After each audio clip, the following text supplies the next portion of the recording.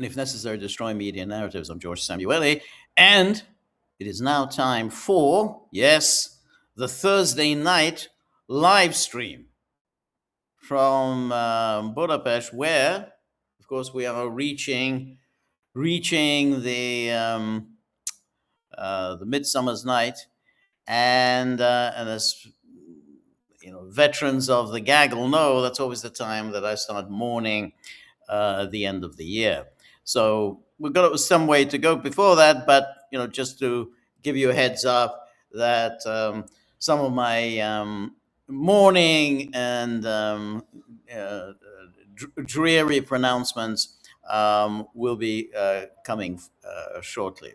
But anyway, there's a few topics that I want to get to this evening, and obviously the biggest issue facing the world is I see someone, Ivan Grozny says, "Welcome, George. You found the on button for the computer." Yes, I did. I did.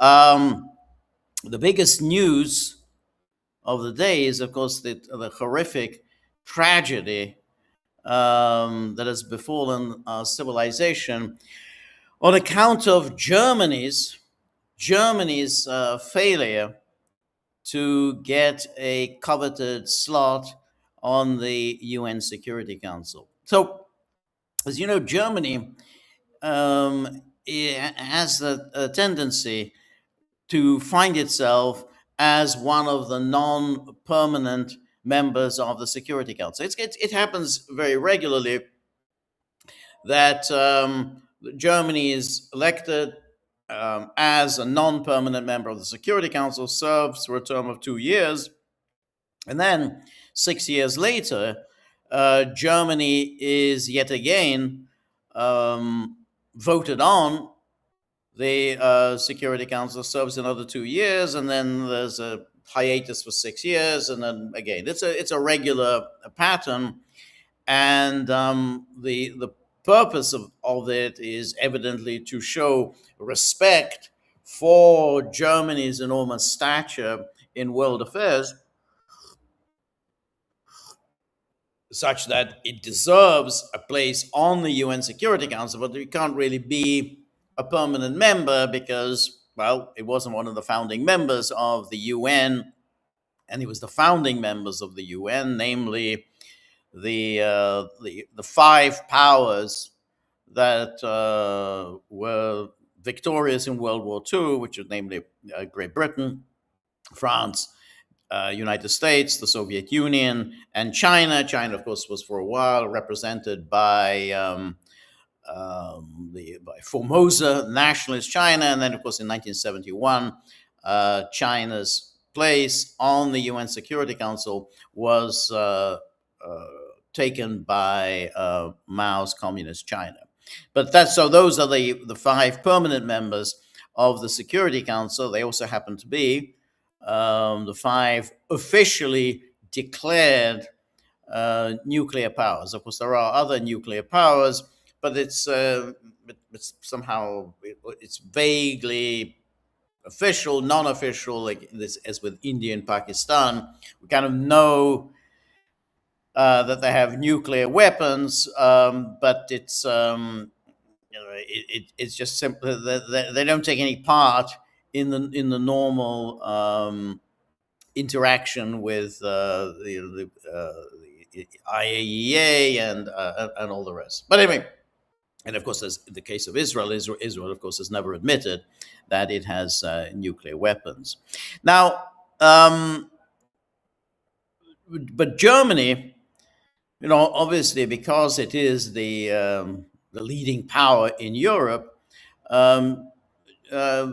Germany has felt, and I think Germany's European allies have felt, that it deserves some international recognition, some recognition of its international status, and therefore it should be, for as long as possible, a member of the UN Security Council.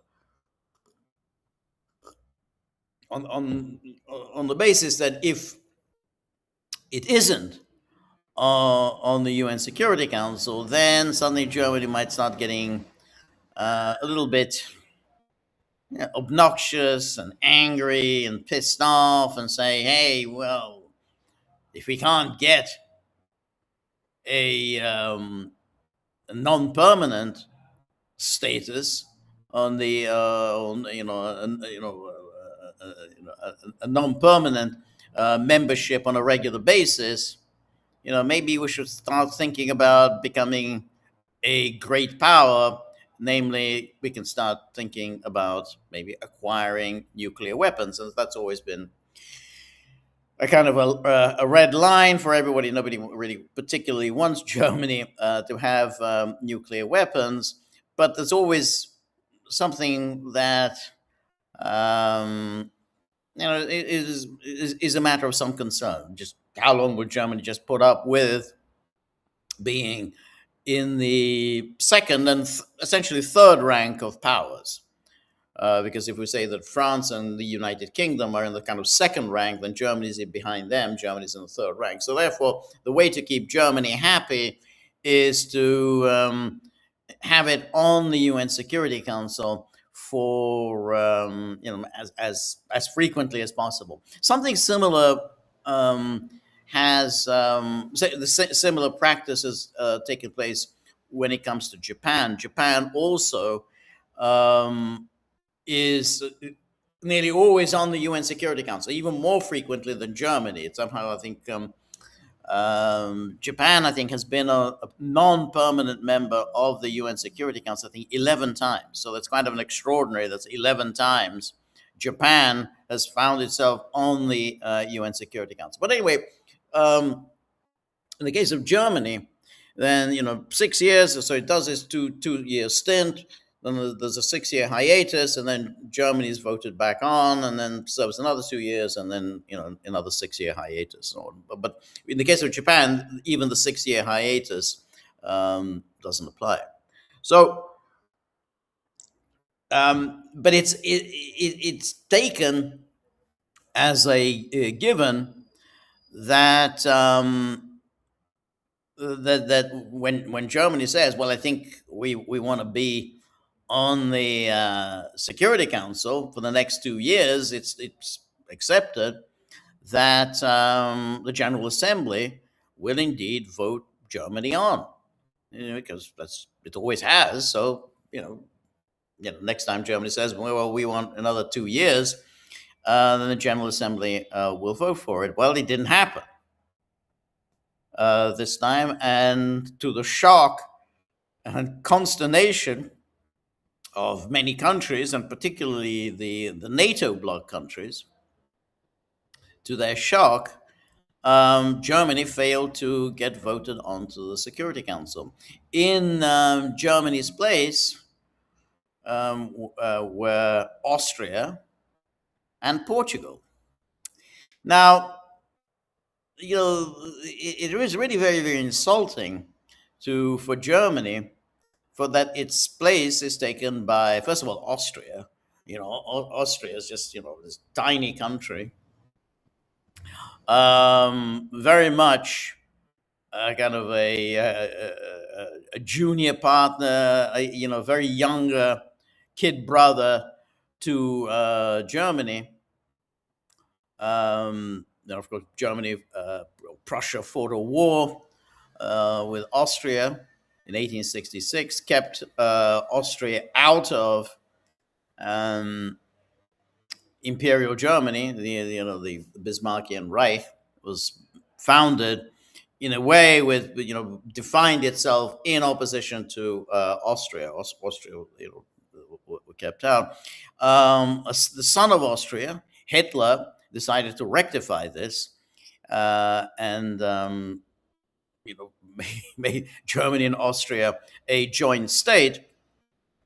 But that, obviously, neither the Germans nor the Austrians were especially happy with that arrangement. But nonetheless, so after 1945, Germany and Austria were kept separate. Um, but it was always accepted by the world that Germany is the senior um, member of the sort of the German speaking bloc of countries. You know, when it comes to Austria or Switzerland or whatever, Germany is the one that matters. So for Germany's place to be taken by Austria is particularly insulting for the Germans.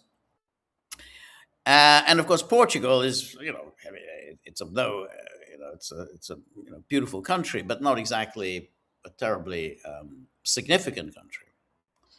Now, but nonetheless, that slot has been taken by Austria and Portugal. Now, um, for the Germans, really, this is a is not is a blow not just to its international prestige, its international standing, but it's also a a verdict on its very poor, very weak foreign policy. You know, when it comes to its relations with Russia, where certainly since the late 1960s and through to all the way to the unification,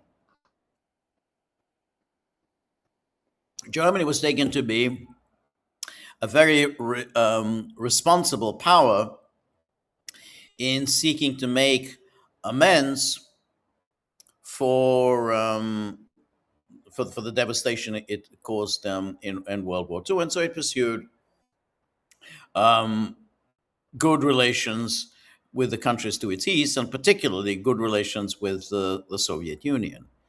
That, of course, led to a great measure of stability and security in Europe, and everybody felt much safer now that relations between Germany and the Soviet Union had so improved. And so again, Germany acquired, you know, sort of standing in the world for rising above this various grievances about its treatment after World War II, and so it added to Germany's prestige. Of course, Willy Brandt famously won the Nobel Peace Prize. Willy Brandt, of course, the chancellor who initiated the Ostpolitik of the late 1960s.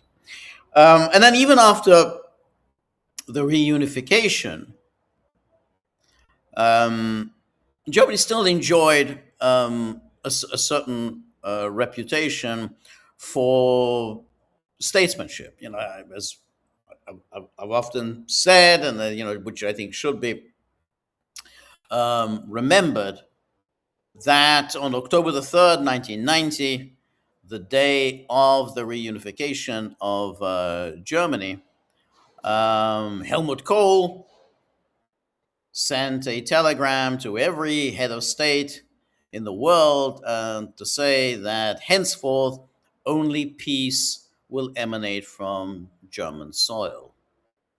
And of course, that was within the 2+4 agreement, the two being the West and East Germany, and the four are the four Allied powers, the Allied occupation powers. So that way it was hastily drawn up, you know, in order to facilitate their reunification. But those words were in that 2+4 agreement, which was signed on September the 12th, 1990.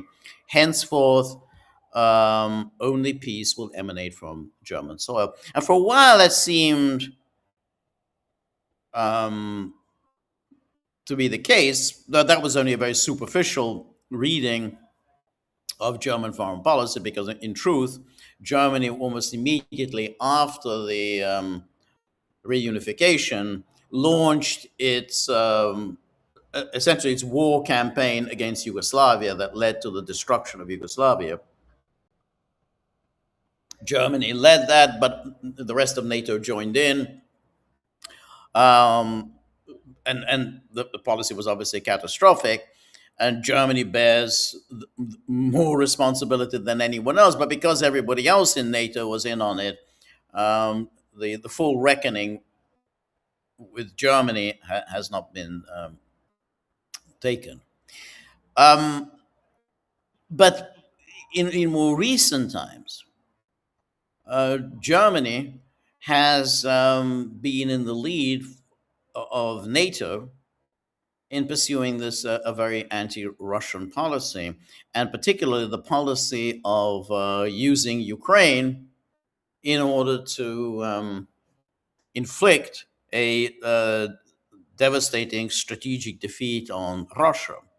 Now, the problem with that policy is that, of course, it's very reminiscent to the policy of Hitler, and so and when you listen to the pronouncements of Germany's leaders, Chancellor Merz, and then of course Ursula von der Leyen. Von der Leyen, of course, coming from ancient German families, basically these are the people who had lived through the the, the Empire, the Third Reich, and so on. They no longer hide their determination to, to destroy Russia, to break it up, and to ensure that this state, which they fundamentally regard as illegitimate and barbarian, that this state should no longer exist. Now, this, of course, is NATO policy, and Germany is a leader of NATO, but not the leader of NATO. But essentially, it's the most important state in Europe. And it is indeed shocking that only 3/4 of a century since the end of World War II, Germany seems to have reverted back to the language of Hitlerism, and that that has certainly damaged Germany's international standing.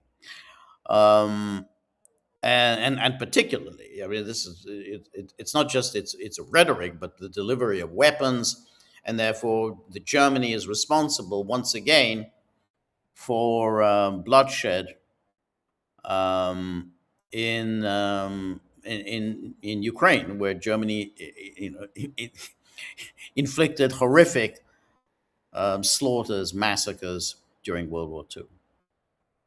So that's one thing that's led to Germany's decline in international standing.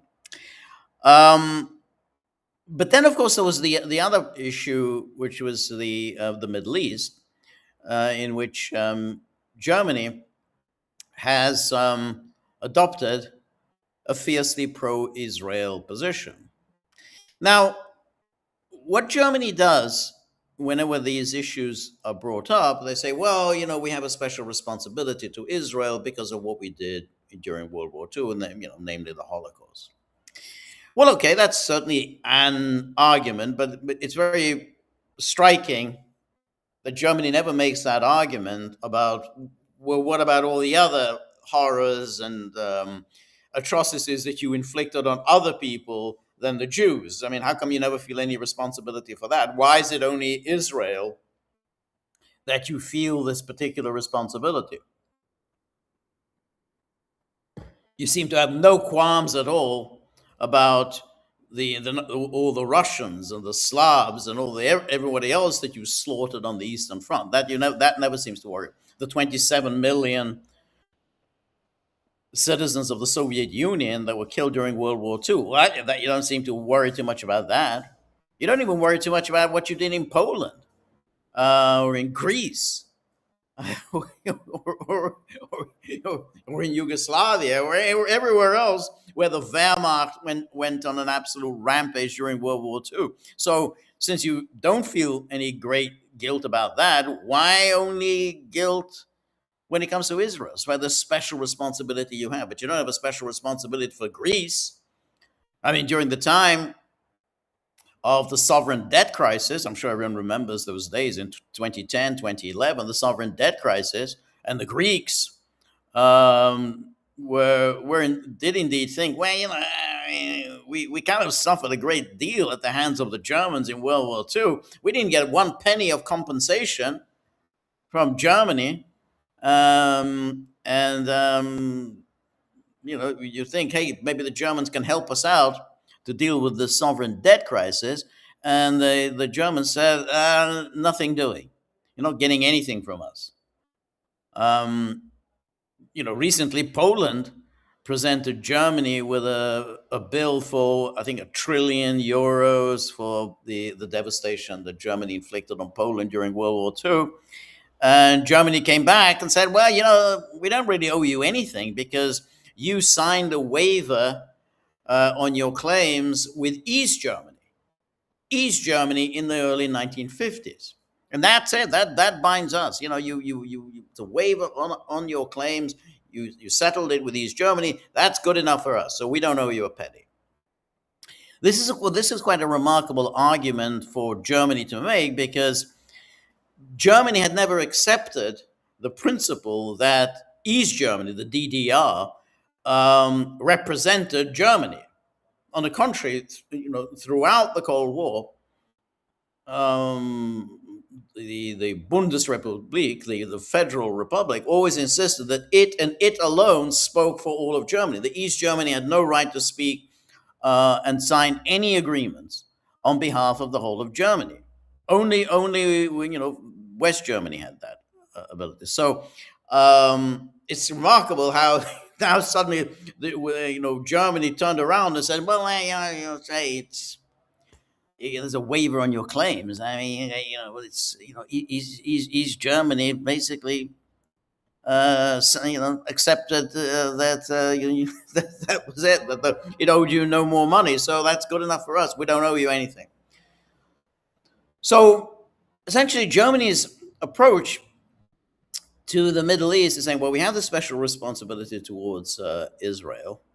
The Jews and the Jews alone are people to whom we owe anything.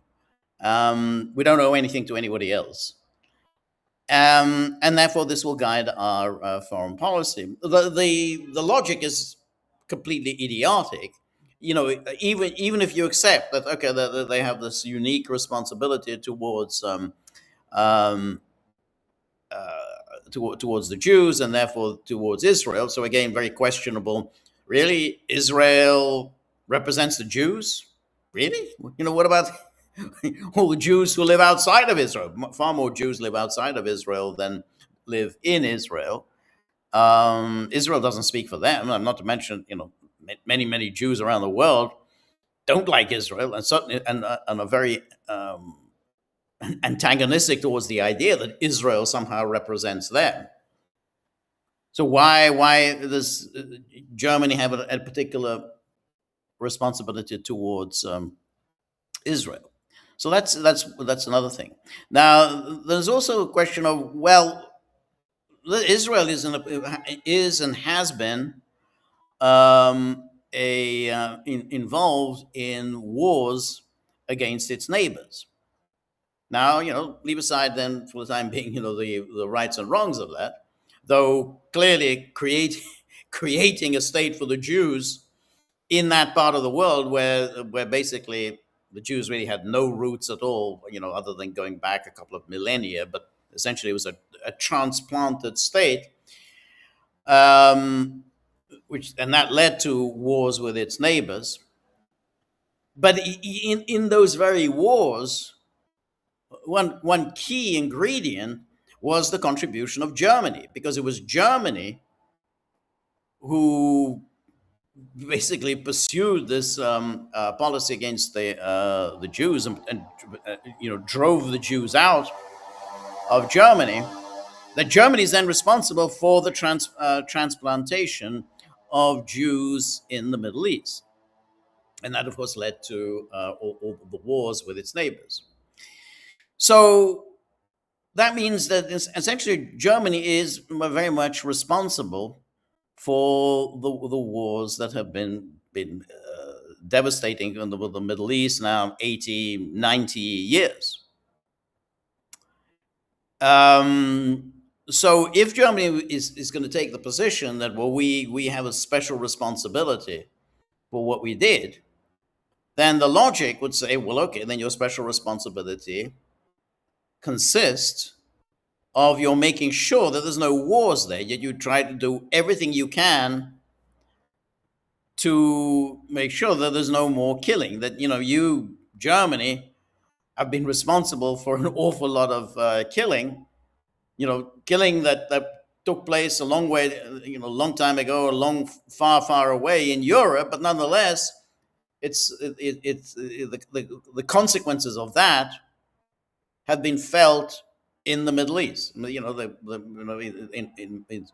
considerable part, that this was a consequence of what Germany did in Europe and in the Soviet Union.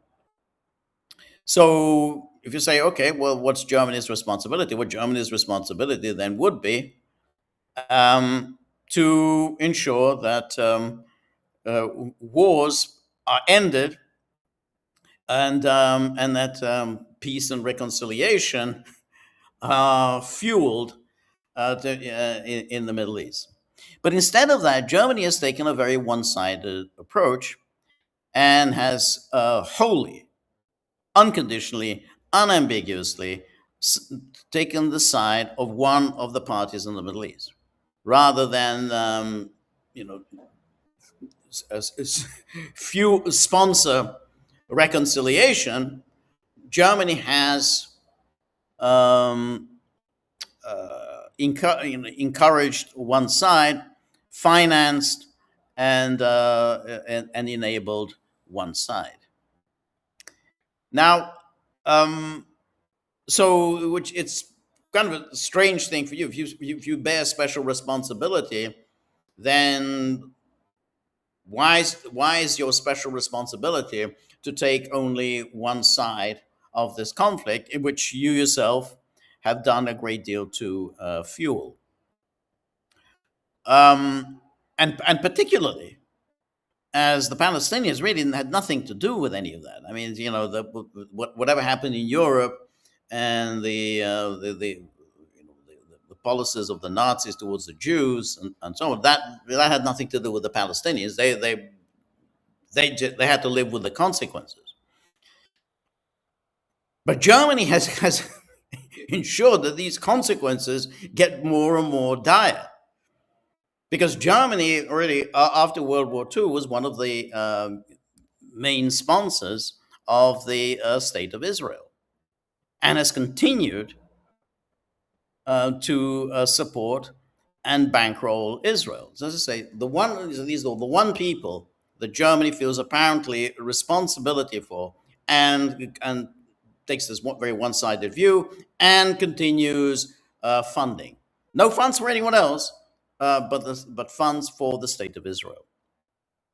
So, as a result, Germany has not exactly endeared itself to the rest of the world. For some time, people put up with it, however much they don't like it, because Germany still enjoyed a certain international standing, with its extraordinary economy. Its manufacturing industry was world famous, and German product, German cars, German electronics, German pharmaceuticals, everything. Chemicals, everything. Germany had this huge reputation, and that so whatever qualms the rest of the world had about German foreign policy, particularly the German foreign policy towards Israel, whatever qualms they had were allayed on account of this huge reputation that Germany had built up for its manufacturing industry. But a lot of that is now gone. I mean, German industry is still impressive. It just doesn't have quite the cachet that it once did. This just people, there's the rise of China and everything else. So that just that reputation just isn't sufficient to eliminate the doubts that others had about Germany, and particularly that Germany has subordinated itself so shamelessly to the United States. So there was a time in the particularly in the sort of the era of détente and Ostpolitik, when Germany seemed to pursue an independent foreign policy. I mean, the Americans were not happy with what Germany was doing with its Ostpolitik. But nonetheless, Germany just continued doing so. Now Germany doesn't do it. Germany basically has subordinated itself wholly to the United States. So again, that has diminished Germany's standing in world affairs. But since October 7th, and since this the onslaught that Israel has waged, really against not just against Hamas, but against just about all of its neighbors in the Middle East. So this is over the past 2.5 years, so much of that has been fueled by the United States and fueled by Germany, and Germany went so far as to uh, go in during the sort of the genocide proceedings against Israel in the World Court. Germany went so far as to intervene on behalf of Israel. So leave aside the whole question of the genocide, as Gagglers probably know. I'm a skeptic on the whole issue of genocide. So I never thought much of that lawsuit. But leaving that aside at the moment, because some people did think, set great store by that suit. But Germany decided, well, as this Israel's great protector, it rushed in to champion the cause of Israel. Now, Germany admittedly has now withdrawn from that and said that it's not going to champion Israel, but that didn't do Germany any good, because it was already too late for Germany to withdraw from some of the positions it had taken. Somehow the impression of Germany as the lackey of the United States and as the servile enabler of Israel, that impression is now has taken hold, and there's very little Germany could do about it. Hence, the result of this humiliating vote um, yesterday. So let's just look at a little bit of the media coverage of this horrible moment for contemporary Germany. First, it's the first time ever that Germany has failed to get on to the Security Council. And then here, the Euroactive, UN defeat damages Germany's international standing. And then in the secret ballot, so this is, if you look at these numbers, in the secret ballot held in the UN General Assembly, Portugal and Austria secured election with 134 and 131 votes, respectively, while Germany received only 104. Now, those numbers are pretty devastating because that's a landslide. I mean, that isn't close. And that's this is, if it were just a matter of some, technicalities, Austria and Portugal ran a better campaign than Germany had, or anything like that, then the votes would be close. This isn't close. This is a rebuke, a definitive, distinctive rebuke to Germany. Among the factors cited for Germany's defeat are its comparatively late campaign launch. So here we are, the technicalities. Oh, it's a comparatively late. What difference does it make? Everybody knows what Germany is. What does it matter when you launch your campaign? No one has any doubt what Germany is and what Germany represents, which allowed both Austria and Portugal to seek early pledges of support, as well as Berlin's positioning as staunch allies of Ukraine and Israel. Um, Now, this is going in a number of these articles. They bring up this issue of Ukraine, and then, of course, blame everything on Russia. Oh, Russia waged this campaign against Germany, and that's the reason. These devastating, Russians who are so formidable when they're campaigning. I mean, it was always amazing. I mean, Russia invariably loses every public relations battle, but somehow, whenever you fail, oh well, Russia obviously played the decisive role.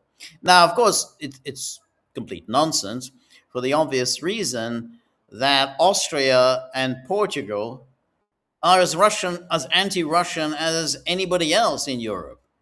They're as opposed to Russia's war effort in Ukraine as anyone else in Europe.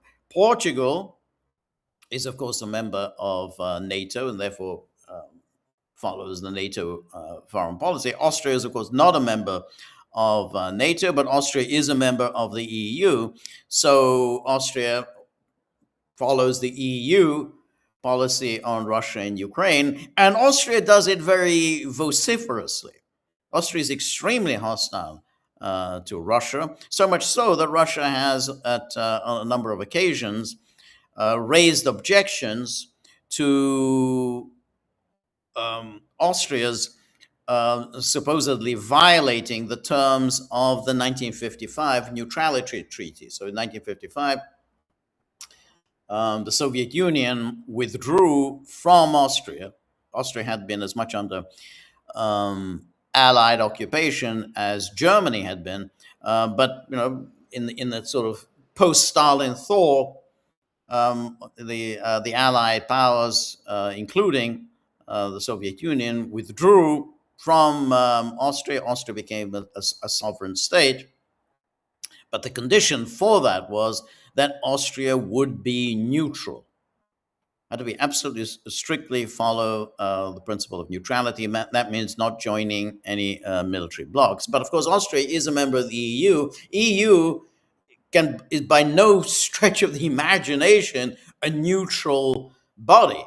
I mean, you look at the EU treaty, you look at the pronouncements of EU leaders such as Ursula von der Leyen. If you look at all of the agreements signed between the EU and NATO, it's clear that EU is not a neutral organization. Austria is a member of that, and without question, Austria is in violation of the 1955 Treaty of Neutrality. But it's done. There's nothing much you can do about it. I mean, the Russians can complain, but it's a bit bloody late now. I mean, probably they shouldn't have withdrawn from Austria. I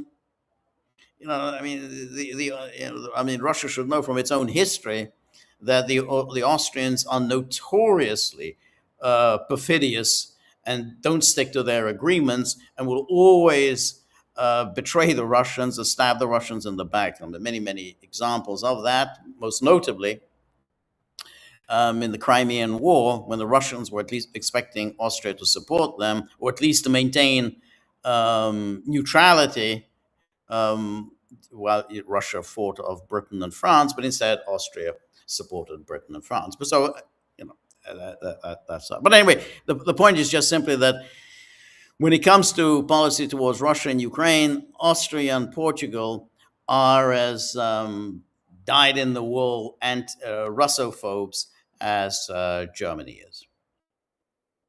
And here we have, anyway, this is the Johann Wadefull.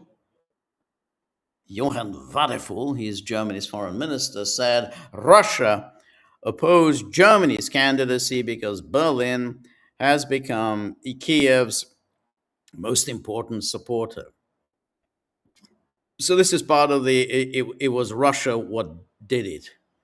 However, officials within the Foreign Office also speculated that the factor was in the international perception that Germany is a strong advocate for Israel. So now Germany is a lot more than just an advocate for Israel. Germany is an enabler of Israel. Germany is a funder of Israel. Germany is a huge weapons supplier for Israel. So it's not, it's a rather more than just an advocate for Israel. And the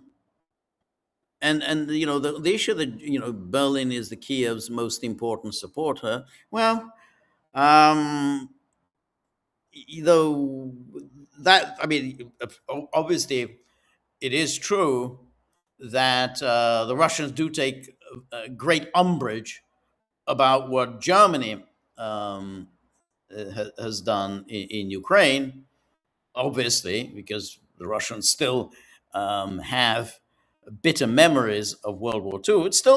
There's still people living in Russia who have recollections of World War II, their own personal recollections, but everybody, just about everybody in Russia, will have heard from their parents and their grandparents what the Germans did. So yeah, no question. There's some intense feelings about Germany among the Russians, but that wouldn't necessarily affect anyone else. For whatever feelings Russia may have about Germany, that would I mean, countries in Africa, they don't care one way or the other. It didn't affect them. So the question is that why did they choose not to vote for Germany? Why did they choose to humiliate Germany in this way? That had nothing to do with Russia. And then we have it goes on. Waterful, who is not generally regarded as particularly close to Jerusalem. I have no idea what that means. Not particular. The German government policy has been pretty consistent when it comes to Israel. I mean, it began soon after World War II, and it's been pretty consistent. Acknowledged after the vote that Germany's stance may have played a role. It also may have cost us votes that Germany must always assume a special responsibility for Israel with regard to the Middle East conflict, Vadaful said, adding, "We will continue to live up to our historical responsibility." So this is what I mean by this very selective memory that Germany engages in, and which actually just drives everyone up the wall. It's like, all the things that you did, you only have a responsibility for that, for no one else. Germany paid no compensation for anyone else for what it did in World War II. But basically, nothing, nothing at all. Germany is basically doesn't feel any responsibilities for wars that it unleashed. I mean, what it unleashed on the Soviet Union, that was completely an unprovoked war. I mean, Hitler was even unable to formulate any grievance that needed to be righted. What grievance did Germany have? What did Soviet Union do to Germany that could only be rectified by the launching of this savage war of annihilation? Nothing. It was nothing. It was there was no ultimatum issued on the eve of the German invasion. There was no list of grievances. It was just simply out of the blue a surprise attack with a view to just destroying Russia, the Soviet Union, as quickly as possible. But Germany doesn't feel any responsibility for that. That you don't feel. But we only have a special responsibility towards Israel. And so that, of course, when you say that, and when you say that you don't have any responsibility for it towards anyone else except for this one thing, except for Israel, then you say, well, obviously, for Germany, a certain group of people stands above the others. Only towards them does Germany feel any responsibility, but to no one else. Well, that, of course, it harkens back to the Germany that many people thought had disappeared in 1945, but of course it hadn't. Anyway, here. Then we have, then he goes on. The perception of Germany not being critical enough was apparently not altered by Berlin's temporary arms exports restrictions against Israel introduced by the Merz government last year. So now, when Germany did this, we this was a temporary. This was temporary. Therefore, that the restrictions were then lifted. But at the time, it was a little baffling why they did it. And clearly, this was part of their hapless campaign to get onto the Security Council, but it was, of course, too little too late. It didn't do Germany any good. Earlier this year, Vadeful's Foreign Office also abandoned plans announced by the previous government to intervene in proceedings before the International Court of Justice concerning South Africa's genocide allegations against Israel. So also, it was too little too late as far as Germany's campaign was concerned. And then here's Deutsche Welle, the official government news agency. So Deutsche Welle says, grim mood in Berlin after Germany loses Security Council bid. Austria and Portugal have secured seats on the UN's most important body, but Germany has not. This brings a 40-year streak to an end.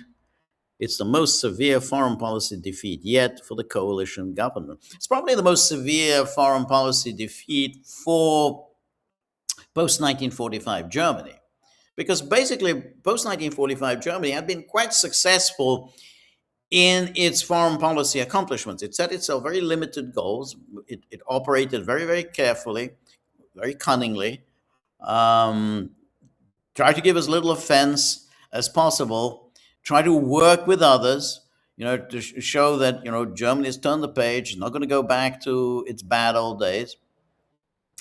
But, it's very hard. Eventually German arrogance prevails, and it's the policies, the destructive policies that Germany has pursued, particularly since 1990. I mentioned Yugoslavia first, then of course the policy towards Russia, and then of course it's one-sided and very destructive policy in the Middle East. All of that, when you put it together, essentially culminated in this. So up until then, you could say Germany, has been quite successful in the goals that it set itself. Quite a successful foreign policy. But now, essentially, this is a complete rebuke. That hey, the rest of the world really doesn't like you very much. We go back to the days it doesn't like you very much, and doesn't want you on the UN Security Council.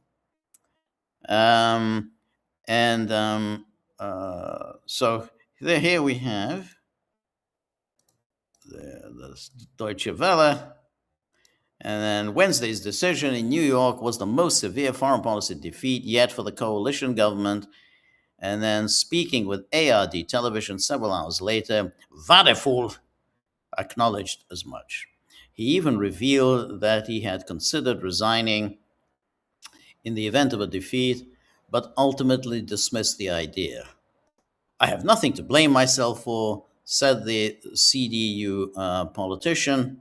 He conceded, however, that the decision was a real disappointment and promised to conduct a thorough analysis of the reasons for Germany's failure.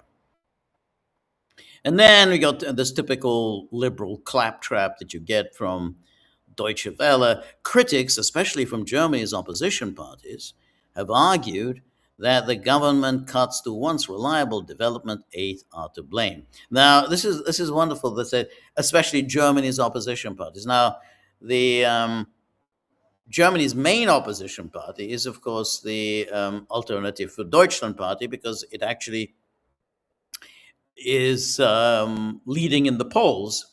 And the AfD absolutely does not adhere to the position that Germany should spend more on development aid. On the contrary, they pursue very much a Germany first foreign policy.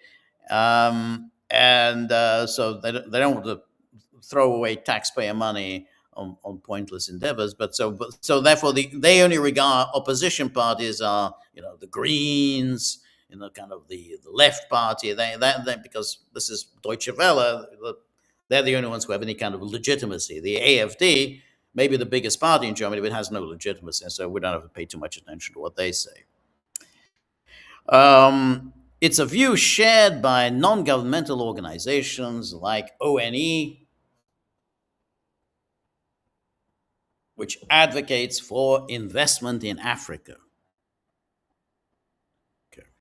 Those who, like the German government, want to make massive cuts to development cooperation for the fifth time in a row should not be surprised by a lack of support on the international stage, said Lisa Dittelmann, the NGO's director in Germany.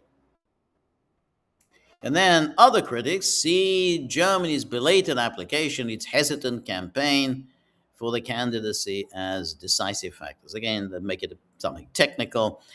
And then Austria and Portugal already expressed their interest in a seat on the UN Security Council more than 10 years ago, and had shown up on multiple occasions with strong government presence at UN headquarters in New York. Chancellor Friedrich Merz, on the other hand, chose not to attend the UN General Assembly last year. Then on Wednesday, he sent Vadeful.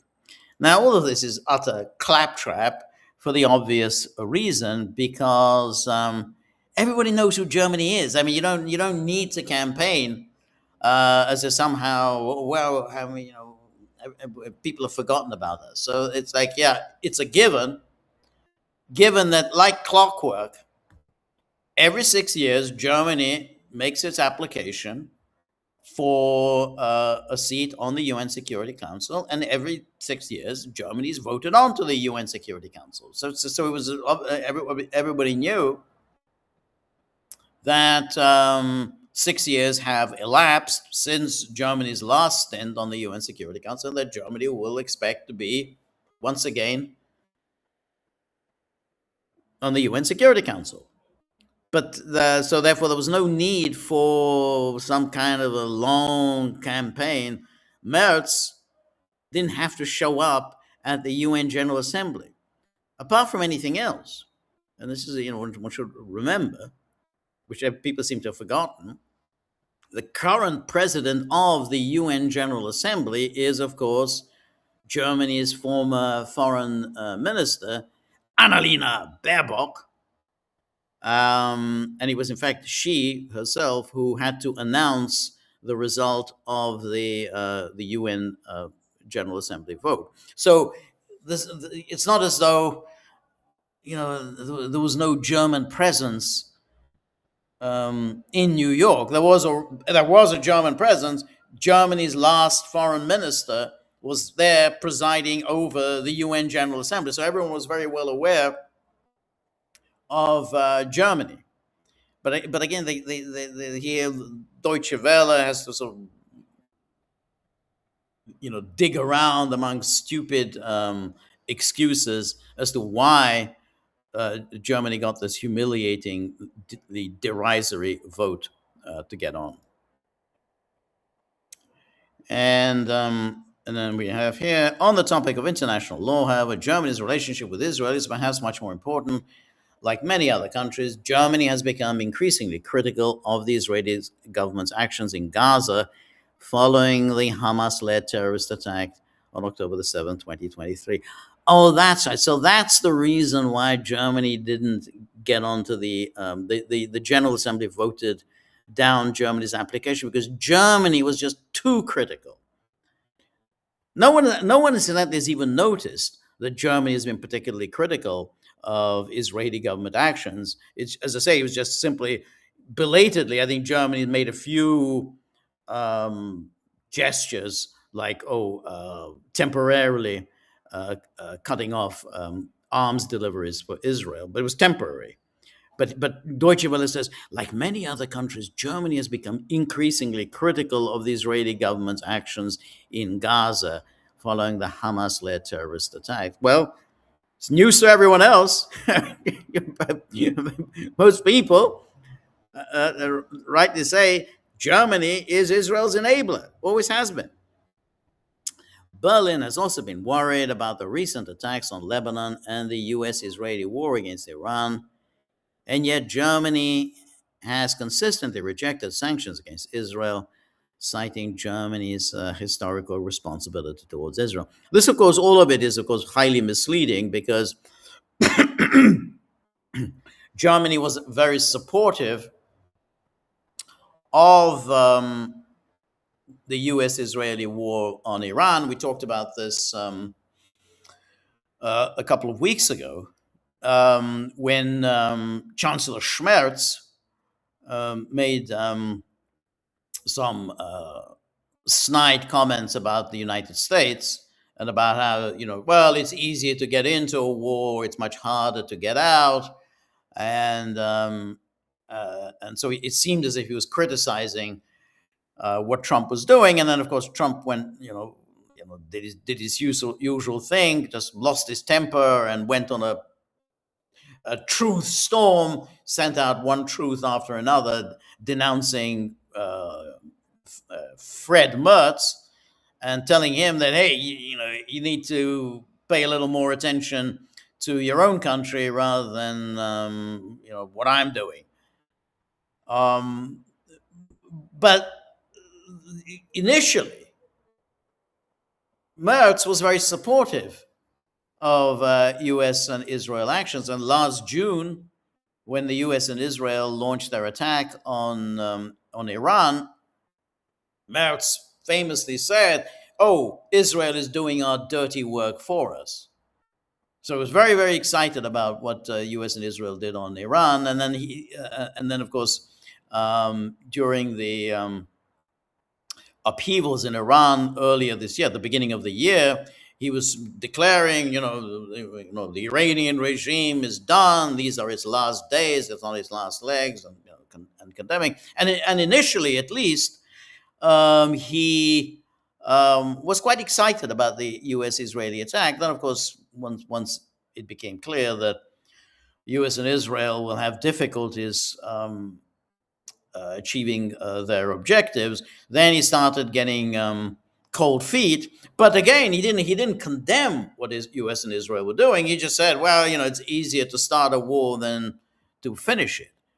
A stricture that Merz did not apply to the German NATO EU policy on Ukraine, where they seem to be happy to keep that war going in perpetuity, and there's no pressure at all to bring that to an end.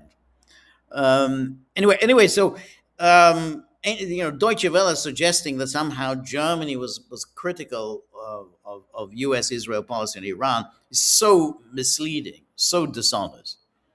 But it's kind of what you would expect from Deutsche Welle. And anyway, then we have BBC report, which declares Germany blames Russia for bitter defeat at UN Security Council bid. And then Germany's foreign minister says support for Ukraine and Israel may have cost votes after Berlin failed to secure a rotating spot on the Security Council. And then Johann Wadefull described losing out to Portugal and Austria as a bitter defeat. And then there is our firm support for Ukraine. The fact that Russia does not want such a voice in the Security Council, Wadefull said, adding that it was no secret Russia had stirred up sentiment against Germany. So, as always, when in doubt, blame Moscow. And then we have always taken a clear stance on certain issues, and these are positions that not all member states share. The fact that Germany must always assume a special responsibility for Israel in the Middle East conflict may also have cost votes, and Wadefull also in part blamed the country's late entry into the race. Now,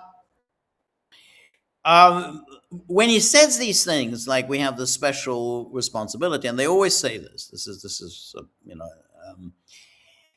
is only going to antagonize the rest of the world for the reasons that I've already explained. This is the only people, the only country that you feel a special responsibility for, even though it's the one area of the world you didn't actually invade. I mean, you invaded a lot of other places, but you didn't invade the Middle East. And yet you have a special responsibility for a country that you had not that you didn't even invade. And therefore you have a special responsibility to inflict misery on others who had nothing to do with anything. They had nothing to do with your war of annihilation, which namely the Palestinians. The Palestinians had nothing whatever to do with any of that, but the Palestinians have been the victims of German foreign policy. So the more you talk like this, that you have this special responsibility, the more you're ensuring that you may have difficulties to get back onto the UN Security Council. You may have to wait a while before world opinion is going to come around to having Germany back on. And anyway, so yeah, so that's the end of that. So that's Germany.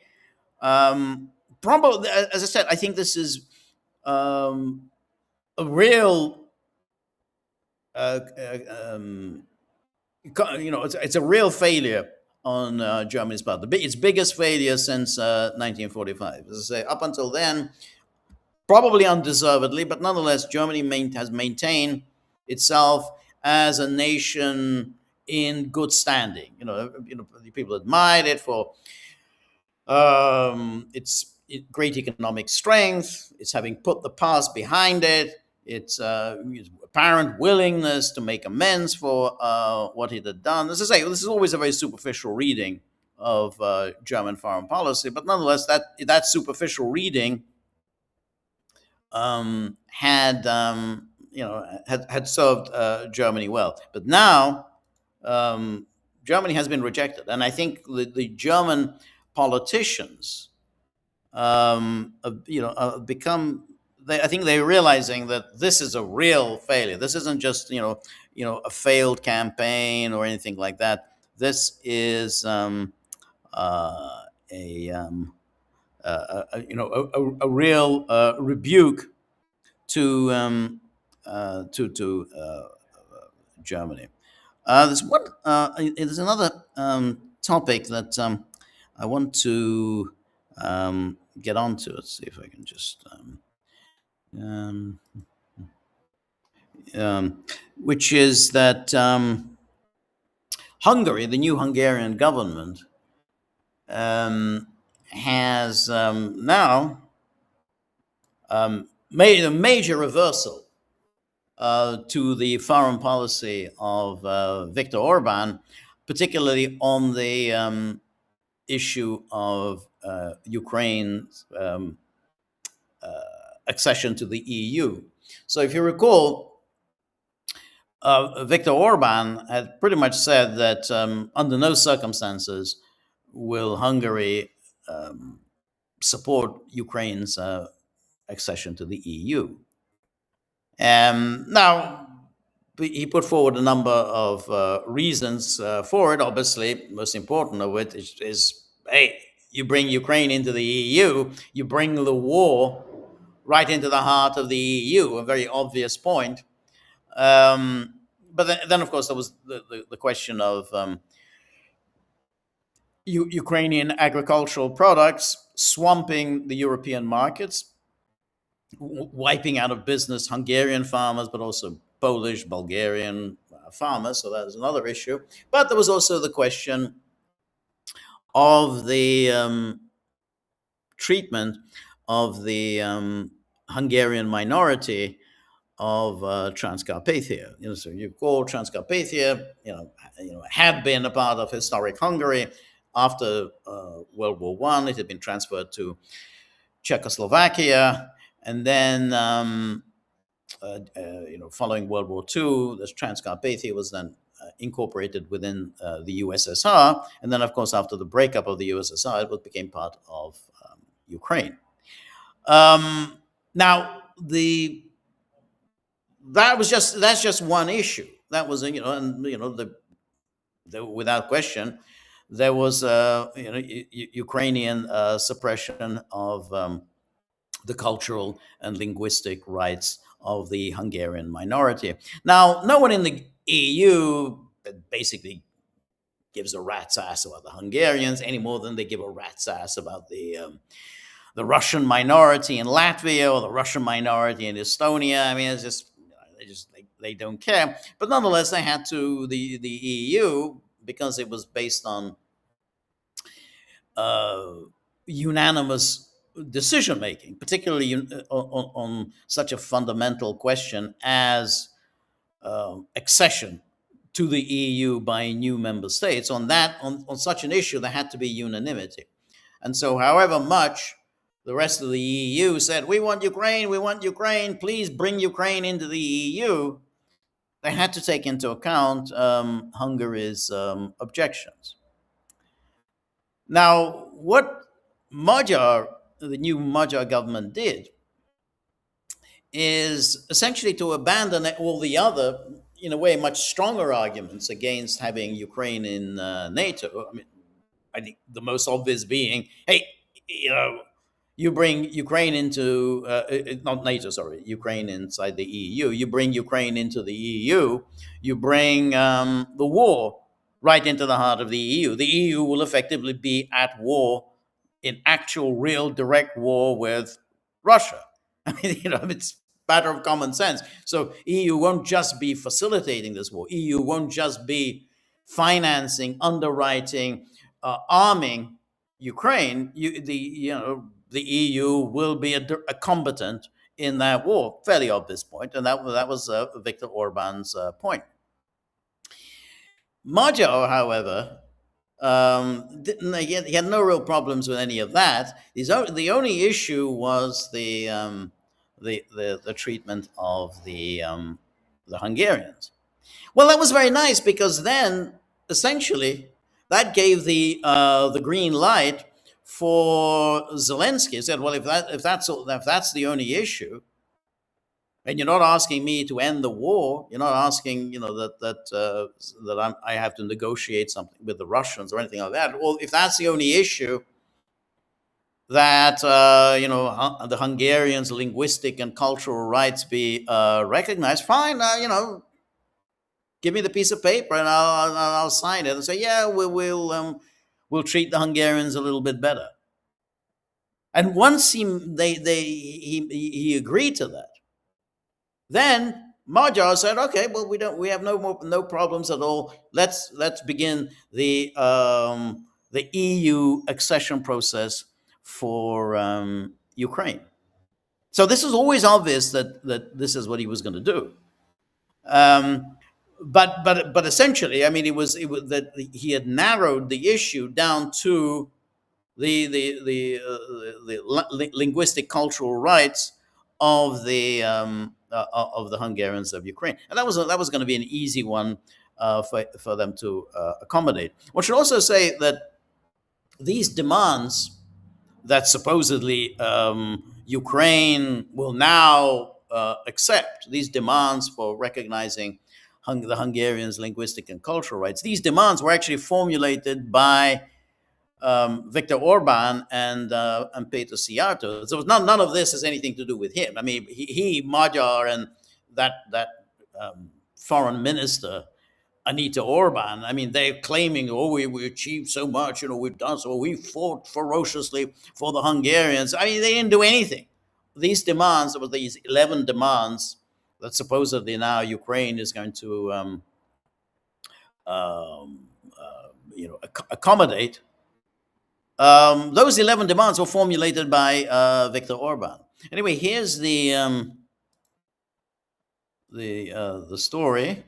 Well, first of all, here is Magyar's tweet, and here it says, "In just 3 weeks, we have achieved what Viktor Orban and his government failed to achieve in 10 years. We have reached a comprehensive agreement with Ukraine on expanding the linguistic, educational, cultural, and political rights of more than 100,000 members of the Hungarian minority in Transcarpathia." So a couple of things there which you have to keep in mind. We have achieved more what Viktor Orban failed to achieve. This achievement, these were the 11 demands that were formulated by Viktor Orban. Orban was the one who made those demands on the linguistic and cultural rights. Now, the 100,000 members of the Hungarian minority is itself quite interesting because there were 150,000 members. So essentially, one third of the Hungarian population in Ukraine has left Ukraine.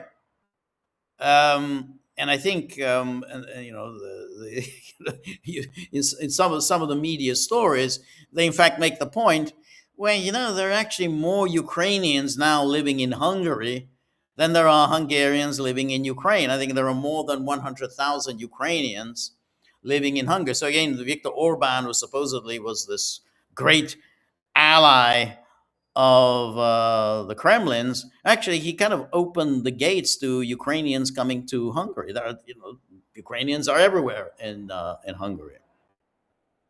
Um, anyway, so that was the 100,000, and then here we have the agreement is the result of several weeks of intensive technical level negotiations with Hungary and Ukraine, in which political and religious organizations representing the Hungarian minority in Transcarpathia also participate.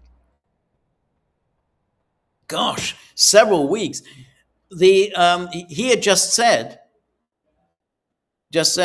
"Oh, we have achieved what Viktor Orban and his government failed to achieve in 10 years." So all the serious negotiations had actually been undertaken by Orban. The Ukrainian government has committed to incorporating the agreed measures into its legal system in the near future. As a result, the Hungarian minority will enjoy a significantly broader educational, cultural, linguistic, and political rights than before. So that's this is the promise. But what was important about this is that the promise has been made by Ukraine. Allegedly, this is allegedly. No agreement has been signed. There's no formal document that the two parties have signed. So this is all what Magyar and Anita Orban are claiming. Oh, they've agreed to this, they've agreed to that. Where is it? Where's the document showing that they've agreed to this? Anyone can make all sorts of promises. And of course, they made those promises because they knew that's all Ukraine has to do. All it has to do to get Hungary to lift its veto on Ukraine's accession, or at least the beginning of the negotiations on Ukraine's accession. All Ukraine has to do is to show, yeah, we're going to improve the condition of the Hungarians, and all the other issues, which I think are much more important, the real problems about Ukraine being inside the EU, all those other issues can then just be ignored. And so that's it. So they made these promises. Sure, we'll do them. Incidentally, as I say, there's no treaty, there's no agreement, nothing's written down. And indeed, Ukraine hasn't confirmed any of the claims that Magyar and Anita Orban are making.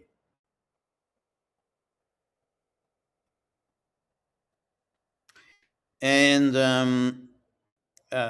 so then it says these commitments will also be included in Ukraine's action plan submitted to the European Union. I love action plans; they are fantastic.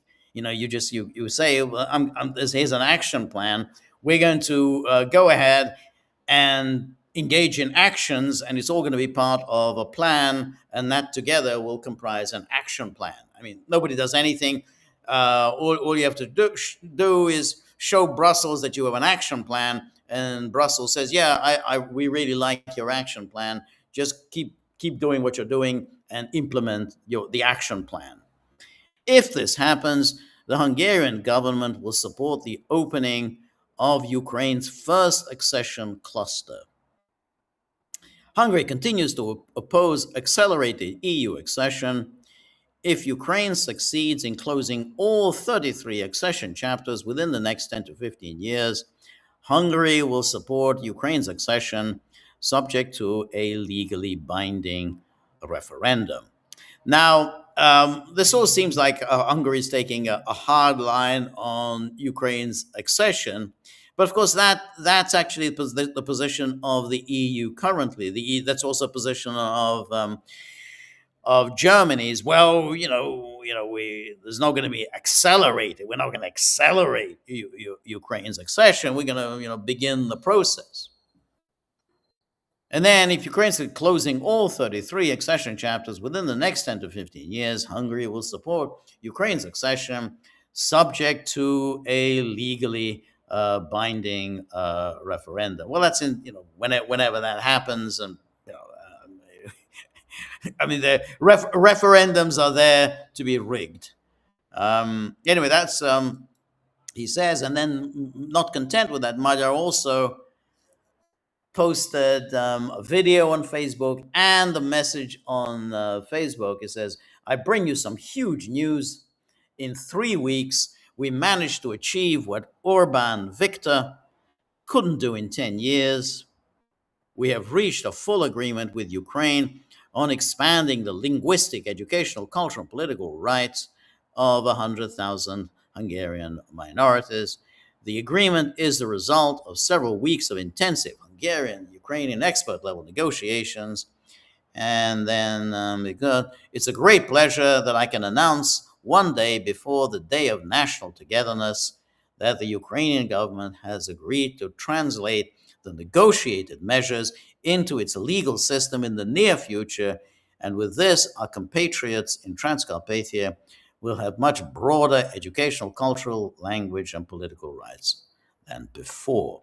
The Day of National Togetherness, that is actually today, that's June the 4th, is the day the Hungarians commemorate, which is the signing of the Treaty of Trianon in 1920, which essentially formalized the breakup of the Kingdom of Hungary. So Hungary was reduced to one third of its size, one third of the size that it had before World War One, and as a result of which, something like one third of Hungary's population found itself outside of the borders of Hungary proper. And so that of course includes the Hungarians in Slovakia, the Hungarians in Romania, Hungarians in Serbia, and of course the Hungarians, what was Czechoslovakia, but now they're the Hungarians of Ukraine. So the day of the togetherness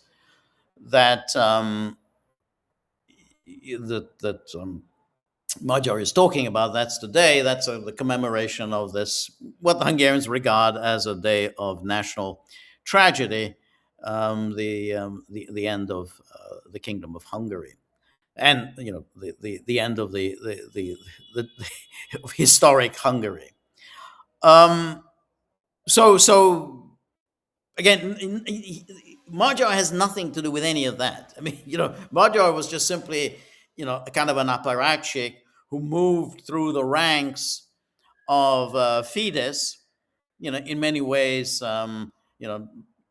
due to his being married to the rising star within Fidesz, namely Judith Varga, who was the justice minister, and then she fell during a scandal involving pardons.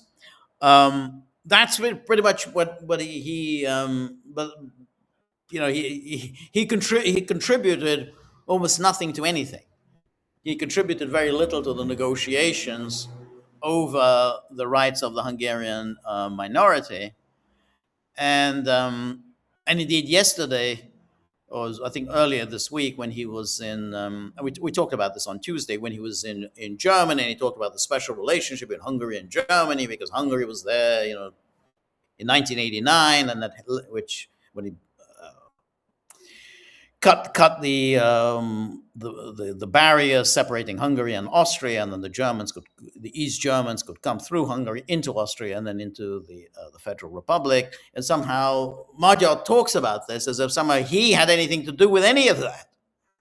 I mean, the man that he reviles every day and several times a day. I mean, that's pretty much all that he actually does.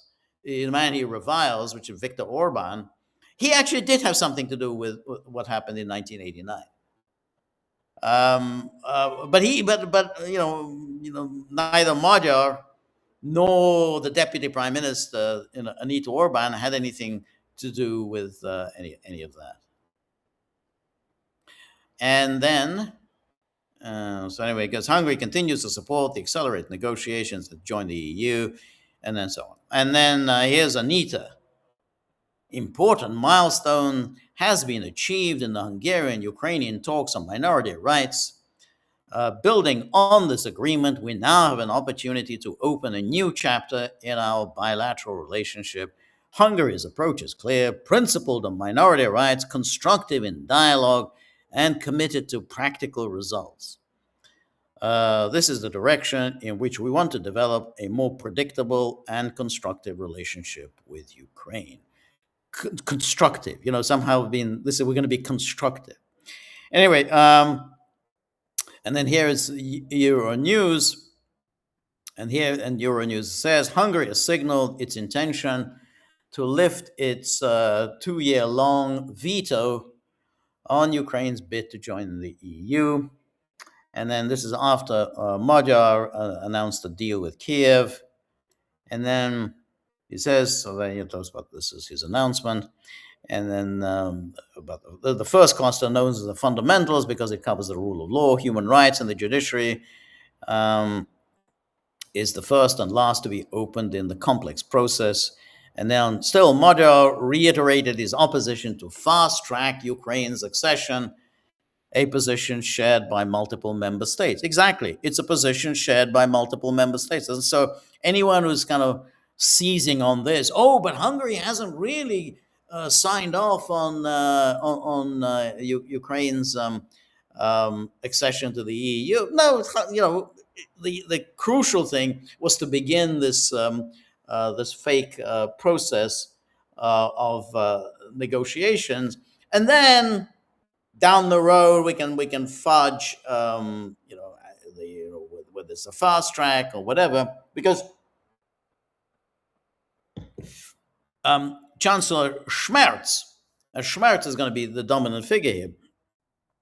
Chancellor Schmerz has already said that, well, the plan is to have not necessarily a full membership, but a kind of associate membership, so that Ukraine will be in the EU but won't have full voting rights. And I mean, he's already put that forward, and it was Zelensky. Instead of seizing on this, hey, this is fantastic. Basically, we're going to get into the EU through the back door. Merz has given an indication of how he's going to do this, but instead he started complaining. He said, "Well, hey, we want to, we don't want that." I want to find there where Merz put forward this this plan of his.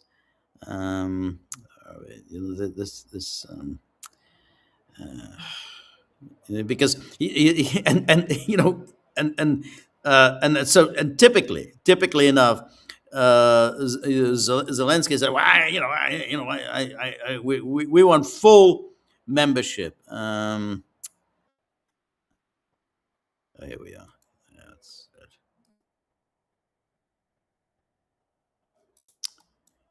That's so. This is where this is. Let's take a look at Merz's plan.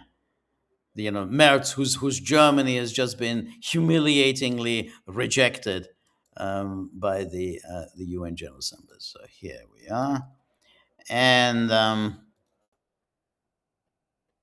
Here's Euronews. Mercer's plan of associated EU membership for Ukraine gets mixed reviews. Diplomats in Brussels are casting doubt over German Chancellor Friedrich Merz's bold plan to grant Ukraine associate membership. The European Commission says any innovative solution should respect the merit based nature of the multi chapter accession process. Well, there's no merit. I mean, Ukraine has no merits. There's nothing meritorious about Ukraine. I mean, in whether it's human rights, in democratic norms or anything else, and it has no merit. So that's what's going to be merit based. The whole point, it's a political decision.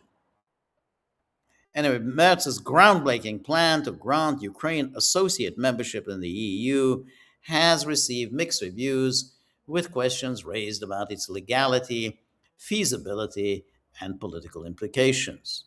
And then, in a letter to his fellow leaders seen by Euronews, Merz proposes a tailor made status that would give Ukraine access to decision making bodies without voting rights or portfolio, and to certain EU funded programs on a step by step process. And then he also envisions Kiev able to request assistance from other member states in the event of armed aggression through Article 42.7 of the EU treaties. This, he argues, would create a substantial security guarantee to deter Russia. Well, this is very interesting because, of course, this was a way. So not only is he getting around all of the hoops that you're supposed to jump through in order to become a member of the EU. So he says, well, we're going to do this thing, we'll have associate membership. You won't have voting rights, but you'll have every other right. So he's not only does that, and he said, well, okay, we're going to get around the NATO stricture, because to get into NATO, we're going to have the United States signing off on it. The United States is not going to sign off on Ukraine joining NATO. I mean, even Biden balked at the idea of Ukraine inside NATO. So how are we going to get around that? Well, we'll get around it by applying Article 42.7 of the EU treaty, which sounds very, we talked about this before. It sounds very similar to Article 5 of the NATO Charter. Now, what that means is that because of the EU-NATO treaties, there have now been, I think, 3 treaties signed between the EU and NATO, so that if the EU, Article 42.7, which applies to Ukraine, if that goes into effect, then the EU-NATO treaty goes into effect, and therefore, essentially, the NATO guarantee, the Article 5 guarantee, goes into effect for Ukraine. That's the whole point of all of this. That's why Merz is trying to get around the NATO induction, because he knows that the Americans are never going to sign off on it. So he gets around it by saying, okay, well, we'll have you in the EU, and even though you don't meet any of the criteria, we'll give you associate membership. But what's really important is that you get this Article 42.7 guarantee. And then, given the EU-NATO treaty, essentially you will be a member of NATO. That's the Merz plan. And anyway, then he goes on. This is Article 42.7. If a member state is the victim of armed aggression on its territory, the other member state shall have towards it an obligation of aid and assistance by all the means in their power, in accordance with Article 51 of the UN Charter. This shall not prejudice the specific character of security of the member states. Commitments and cooperation in this area shall be consistent with commitments under the North Atlantic Treaty Organization, which are other states which are members, and so on. And then Merz says, it is now time to boldly move on with Ukraine's EU integration. EU integration. It's not even in you haven't even begun the process of negotiating Ukraine's entry, and Merz is now talking about Ukraine's EU integration. Again, one more reason why Germany was denied a slot on the Security Council. In Brussels, Merz's letter drew attention and raised eyebrows amid ongoing efforts to lift Hungary's veto on Ukraine's accession by the time the 27 leaders meet in June, and that now Hungary has lifted its veto. It is increasingly clear that enlargement is a geostrategic investment in our prosperity, peace, and security. And Ukraine's accession to the EU is also fundamentally linked to the security of our union, and blah blah. This is the Commission spokesperson, and then talks about again. Everyone's already expecting. Everyone knew Magyar was going to lift the Hungarian veto, and and so on. And then it says here, it remains unclear how Ukraine's President Vladimir Zelensky will react to Merz's letter. Last month, he flat out rejected any overture for symbolic membership. Ukraine is defending itself and is definitely defending Europe. And it is not defending Europe symbolically. People are really dying. And then here's more on that. Anyway, so you can see now how this plan has you know has played out. And the crucial thing was now that that Magyar went ahead and essentially lifted his the veto on the beginning of these negotiations. And here is the Politico story on this. And here you see Hungary announces deal with Ukraine on minority rights, clearing Kiev's path to EU entry talks.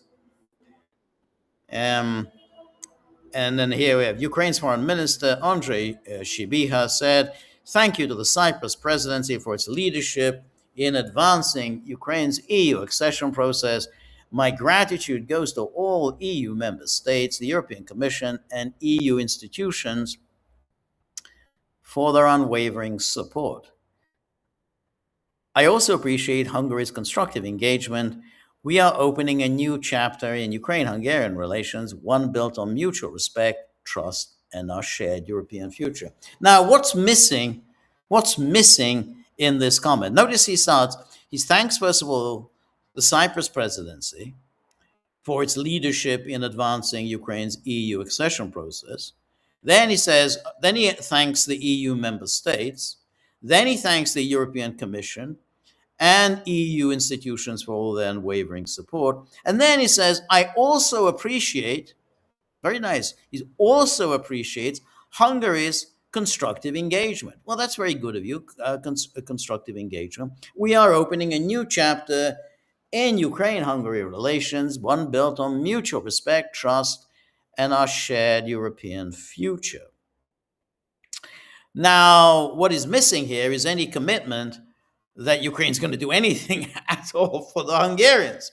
So after all this ranting and raving by Magyar on Twitter, on Facebook, and Anita Orban about all these fantastic things that we have accomplished for the Hungarians of Ukraine, Ukraine hasn't said anything. He said we'll have a constructive, welcoming this constructive relationship with Hungary. But it's obviously constructive, since Hungary has now lifted its veto on Ukraine EU accession talks. And so, and shared European future. Shared European future. I mean, Hungary has been a member of the EU for quite a number of years now. Ukraine hasn't, but now we have we share our future. You don't have priority over us. And then it says here The breakthrough comes as EU governments on Wednesday moved to formally advance Ukraine and Moldova's twin membership bids. Ambassadors meeting in Brussels launched the process for opening the first negotiating cluster in accession talks. And then, and the spokesperson of the Cyprus presidency talks about the significant milestone. And then, and so here we go. Now, so that's opening up. Now, quite coincidentally, there's now a meeting taking place today and tomorrow in Montenegro, was also part of the EU enlargement process, and so basically the EU has to pretend to be interested in allowing in all the countries of the Western Balkans. It's always when it comes to the Balkans, you always have to be a member of the Western Balkans. The moment you say Eastern Balkans, and so hey, we don't want the Eastern Balkans here. We have no problem with the Western Balkans, but we don't want the Eastern Balkans. Nobody actually even knows what exactly the Western Balkans is, but it just sounds a lot better than if it was the Eastern Balkans. But anyway, there are all these countries in the Balkans, like Serbia and Montenegro, and then of course North Macedonia, and of course then Bosnia and Herzegovina, Albania, who are basically supposedly on this EU accession path, but that's kind of been postponed into the distant future. But Ukraine and Moldova, the poorest country in Europe, Moldova is on the fast track. But all these other countries, they're on the slow track. But anyway, there's another one of these meetings, the EU and the Western Balkans, to pretend that there's really a path forward for these countries into the EU. Now, well, one of the chief problems here for the EU is that is Serbia, because Serbia is obviously Russia's closest friend in Europe. There's a long historic friendship between Russia and Serbia, and therefore this is obviously it's an embarrassment for the EU. But the other problem is that the EU wants very much to get Kosovo into the EU and into NATO. Kosovo is a nice piece of real estate, and they want Kosovo in. Now, they can't get Kosovo in because a number of EU member states and a number of NATO member states reject Kosovo's application because Kosovo essentially unilaterally seceded. And of course, unilateral secession is something that self-respecting countries don't accept, because they say that's in violation of the UN Charter, and it's in violation of all of the various UN declarations that have been made over the years, which is that you don't recognize unilateral secession. To recognize a unilateral secession is in violation of the 1970 resolution on friendly relationship between states, and that nothing is more unfriendly, in one state's relationship to another, than to recognize a part of another state as which is unilaterally seceded. Now, so until Serbia accepts the independence of Kosovo, then other countries such as Spain and Slovakia will not accept independence and Spain, Slovakia, and Greece, they will not accept independence of Kosovo. So essentially, the EU has been continually pressuring Serbia, bloody well recognize the independence of Kosovo, and Serbia has not done so. But anyway, on the eve of this meeting in Montenegro, the president of the EU Council, Antonio Costa, went off and to see Vucic and to essentially read him the riot act and tell him to get with the program and shape up, to and understand what is accepted of him. So here is this meeting today between Antonio Costa and Alexander Vucic. So here remarks by Costa at the press conference following the meeting with Vucic. And here, it goes on, blah, blah, blah, blah, about peace, stability, and so on, none of which, of course, the EU is interested in. And then it says, yet enlargement is based on building trust. The road ahead is demanding, but the path is clear. We must focus on three main priorities. This is Costa speaking. Fostering good neighborhood relations and regional cooperation. They are vital for both security and economic prosperity. The Belgrade-Pristina dialogue and the full implementation of the Ohrid Agreement are critical in this regard. If anyone probably most people have forgotten about the Ohrid Agreement. We did some podcasts on this back in 2023.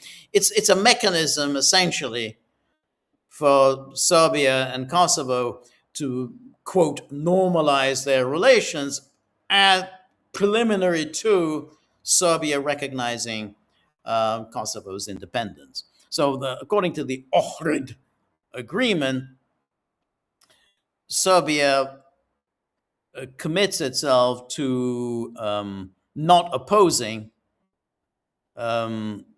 Kosovo's membership of international bodies, whatever international bodies Kosovo applies for. So Serbia will not oppose to it. Serbia will even recognize license plates issued by the Kosovo authorities.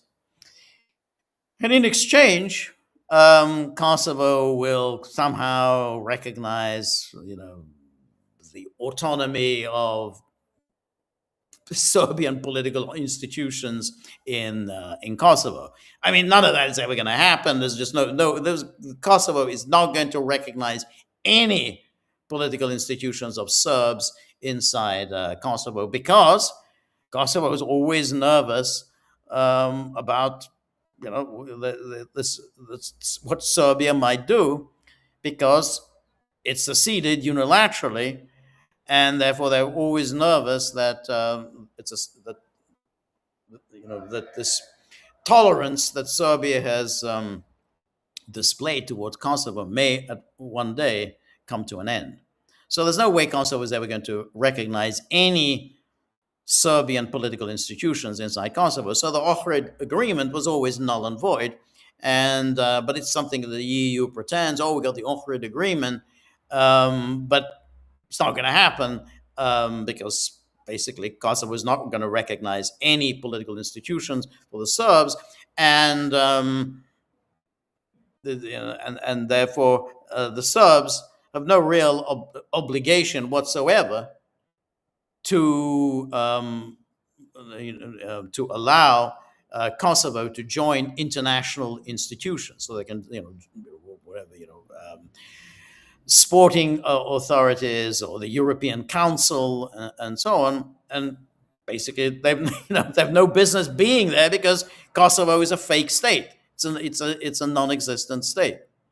It was basically the result of an act of violence and an act of theft that NATO inflicted on Serbia in 1999. So that's the only reason why there is such a thing as Kosovo. Kosovo was stolen from Serbia as a result of the NATO bombing campaign. But anyway, here he is, Costa, talking in very different terms. This isn't the way they talk to Zelensky. It's, hey, you got to get with this Ohrid agreement. And then aligning with the European Union's policies and values. So that is, when they say, hey, Serbia needs to align with the European Union's policies and values, you need to stop your friendly relations with the Russians. I mean, European Union has no values. I mean, you have to remember, they have no values. I mean, they claim that they have values. They don't have any values. And other than continually, fighting wars on its periphery. In particular, our common foreign and security policy. That common and foreign and security policy, that's our policy with Russia. So basically, Costa goes to Vucic and says, you have to change your foreign policies before you have any hope of joining our little club. These are not just principles we uphold, they are the very foundation of the European project and our partnership with Serbia. Delivering the ongoing reforms is necessary to advance on your accession process. And then they talk, we encourage you, rule of law, these are the usual buzzwords. They applied the same thing to Orban, and Hungary was actually in the EU. Rule of law, media freedom, electoral framework, so that we can control your elections and so on. And then, I know these reforms are not easy, and they must include all parts of society, including the opposition, the civil society. And the accession process is only a task for the government. Not only a task for the government, it needs the full mobilization of Serbian society. So Serbian society as a whole must mobilize, must completely transform itself in order to qualify for EU membership. But they are worth the efforts because they bring you closer to our goal, Serbia's accession to the EU. But interestingly enough, on the eve of this meeting,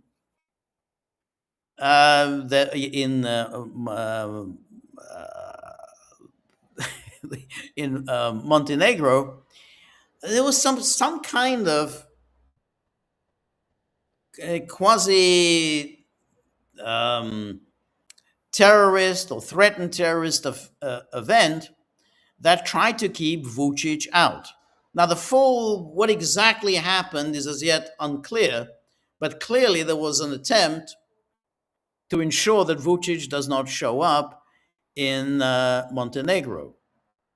And I do not think that Montenegro alone, which is a tiny little country, not even a country really, was behind this. But here we have this story in Balkan Insight today. Serbian president attends summit in Montenegro despite intelligence warnings.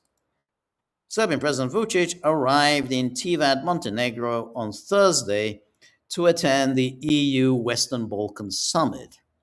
His arrival had been uncertain following previous warnings from the Serbian intelligence service and an incident on Wednesday when Montenegrin police blocked 87 Serbian nationals from entering the country. 87 Serbian nationals were blocked from entering the country.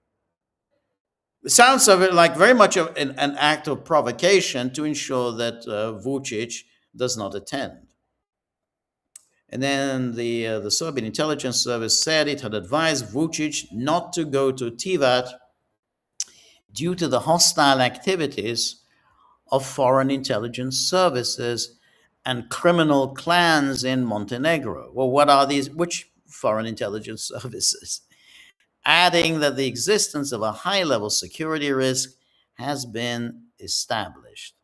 It said that according to its operational intelligence, Radoje Zvice, alleged leader of the Kovac clan drug cartel, is currently in Montenegro.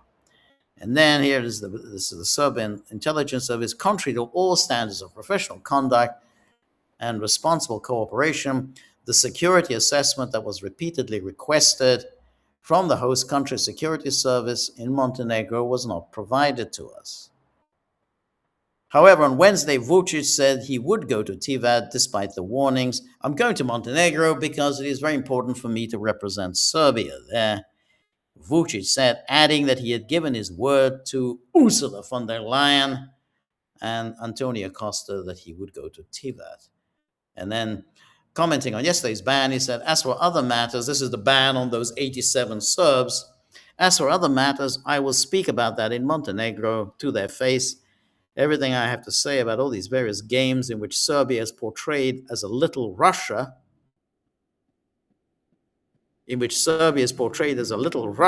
while they present themselves as some kind of a suffering Baltic state, constantly under threat from us. On Wednesday, Montenegrin police and the National Security Agency said that they had barred these Serbian nationals.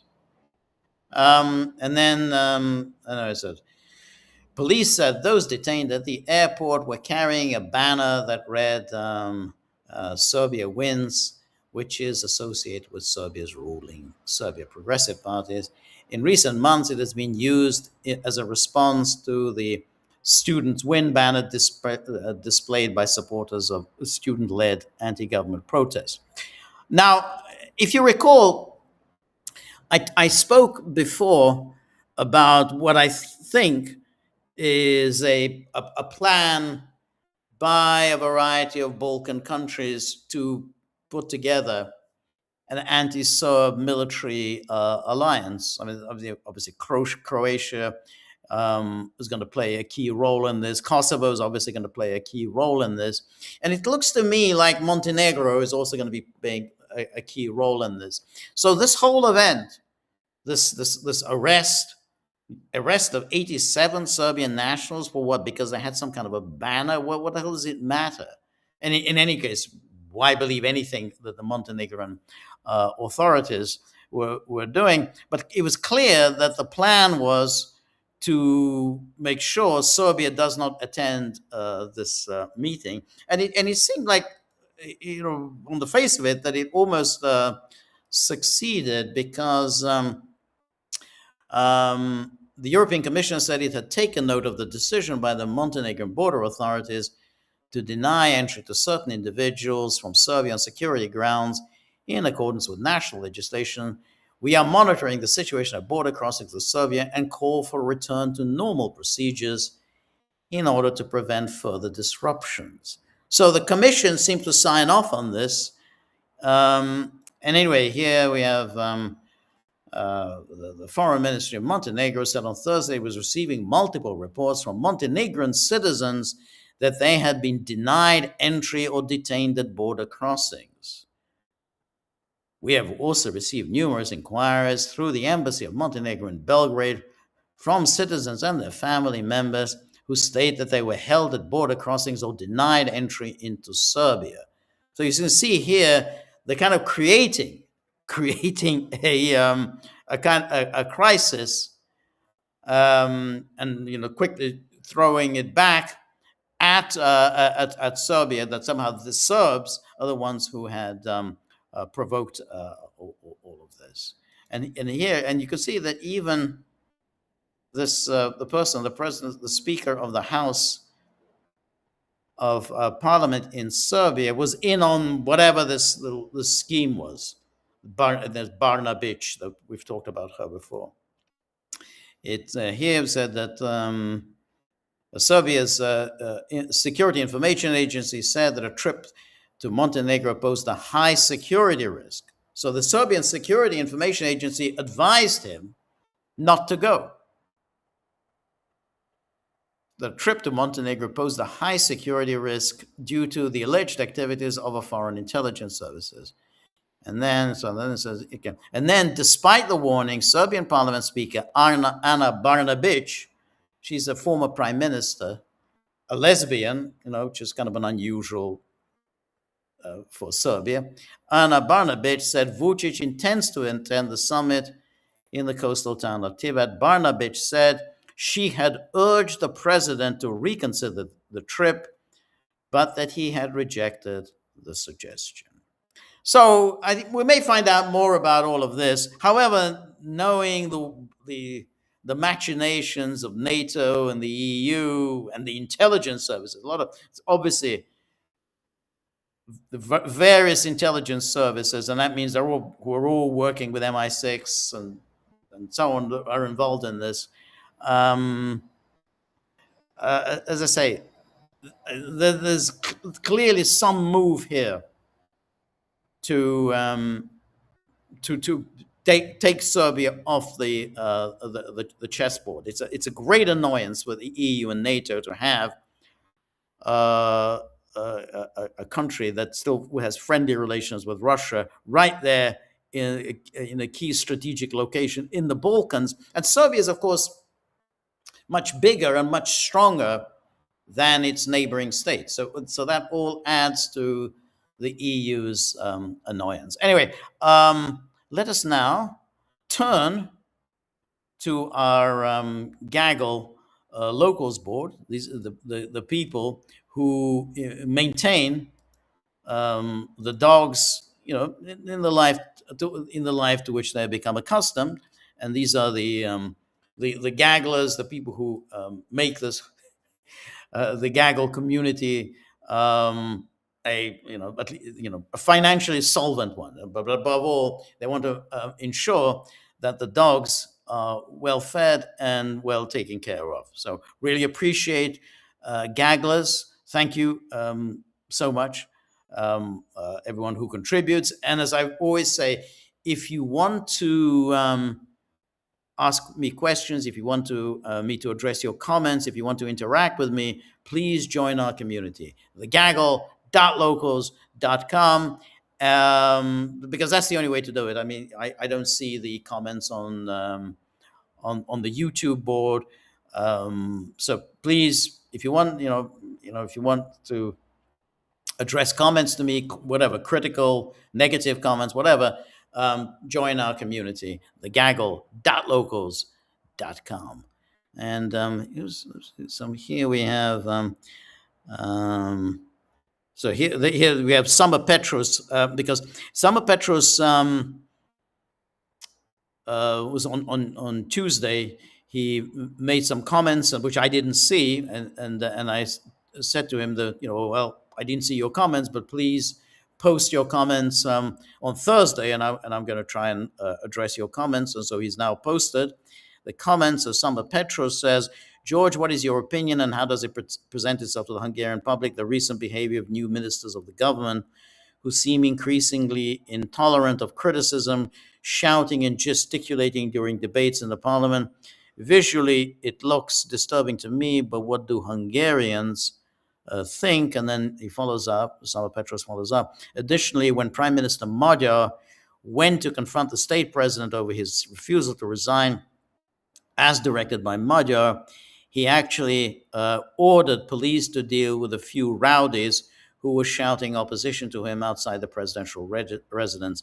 You see, the police minister with operational control, it looked bad to me, what he's saying. Now, it is very, very interesting because Magyar, has been pressing the president to resign. Now, as a prime minister, you don't have a right to demand the resignation of the president. The president in Hungary is not. It's not like the president of the United States. It's much more of a head of state ceremonial position. It's not a directly elected position. He is appointed by the parliament. So the parliament votes in the president. But nonetheless, the president serves a presidential term and he appoints governments and and fulfills the various functions, let's say, that monarchs fulfill in constitutional monarchies. But the point is that a prime minister cannot just demand the resignation of the president. And he has been doing this and he has been threatening to do this really almost from even before he became prime minister. Um, and so, and this is he has been repeatedly doing this. And indeed, as Summer Petros points out, he went to see the president at the beginning of the week, and essentially demanded his resignation, even though he really has no right to demand anyone's resignation. But nonetheless, he did so, and as always happens in these such circumstances, the media are more than happy to join in and suggest that, oh well, the president is just a holdover from the Orban era, and therefore Magyar has some kind of a right to demand his resignation, even though constitutionally he's appointed by the parliament. And essentially, if you want him removed, then only parliament can do so. And then parliament would have to do it for cause, not because they just don't like the president, just because, if he's fulfilling his obligations as required by the Constitution, then you have no basis for getting rid of him. But this was the coverage earlier this week. If you look at this, here's the coverage earlier this week of this meeting that Summer Petros has referred to. This meeting that Magyar showed up in the office of the president, demanding, it's like just absolutely outrageous and insolent, demanding his resignation. Right? But of course, the BBC, given what a horrific shower it is, he says Hungarian PM threatens to oust Orban era president. He's not an Orban era president. He was appointed by the parliament while Orban was prime minister. All of this was all done in accordance with the constitution. It's not an elected position. It's according to the Hungarian constitution. The president of Hungary has not been elected to that position. Anyway, he says Hungary's new prime minister has said the government will amend the constitution to remove President Tamás Súlyog after he refused to stand down. He refused to stand down. Well, there's no basis to demand that he resign. Stand down. The prime minister demands. I mean, in what kind of a country does a prime minister demand that a president just stand down? But the BBC sees no irony in writing such drivel.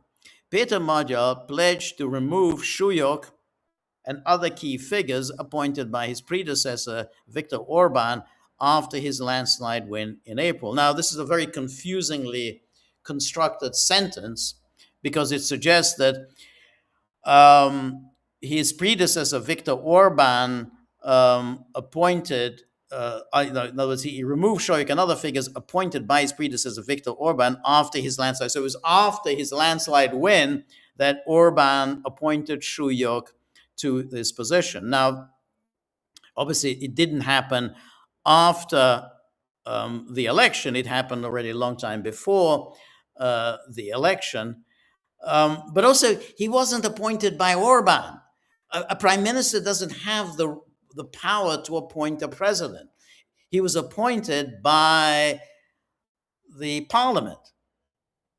Parliament in Hungary is directly elected. So it's an indirect election. The representatives in parliament are directly elected, and they vote in the president. But the way the BBC presents it is somehow he was appointed by Orban, and since he was appointed by Orban and Orban lost the election, and Magyar won the election and defeated Orban, therefore Magyar, has the right to fire the president.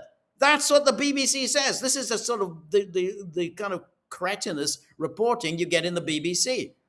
Oh well, because he was appointed by Orban. Well, Orban lost the election, therefore, Magyar has the right to fire the president. What banana republic is there in which a prime minister gets to fire a president?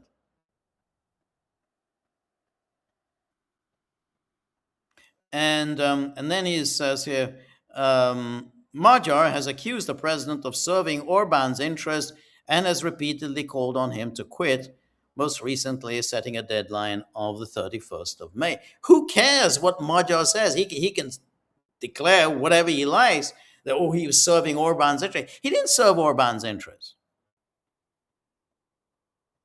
I mean, Súlyog, was the one who appointed Magyar as prime minister. That was done by Súlyog.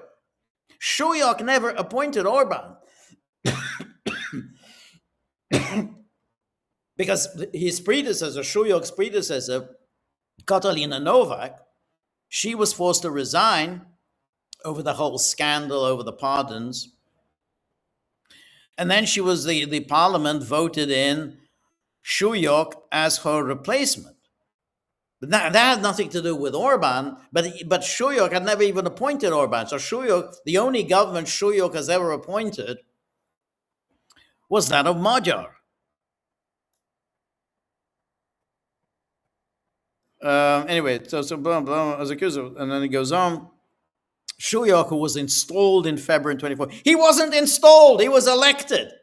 Installed. This is the BBC. This is what a appalling joke of a news organization the BBC is. He was installed. He wasn't installed. There's a constitutional procedure. Installed in February 24 by Orban's party without a direct election. It's because it's according to the constitution. It's not a directly elected position. Without a direct, why should there be a direct election?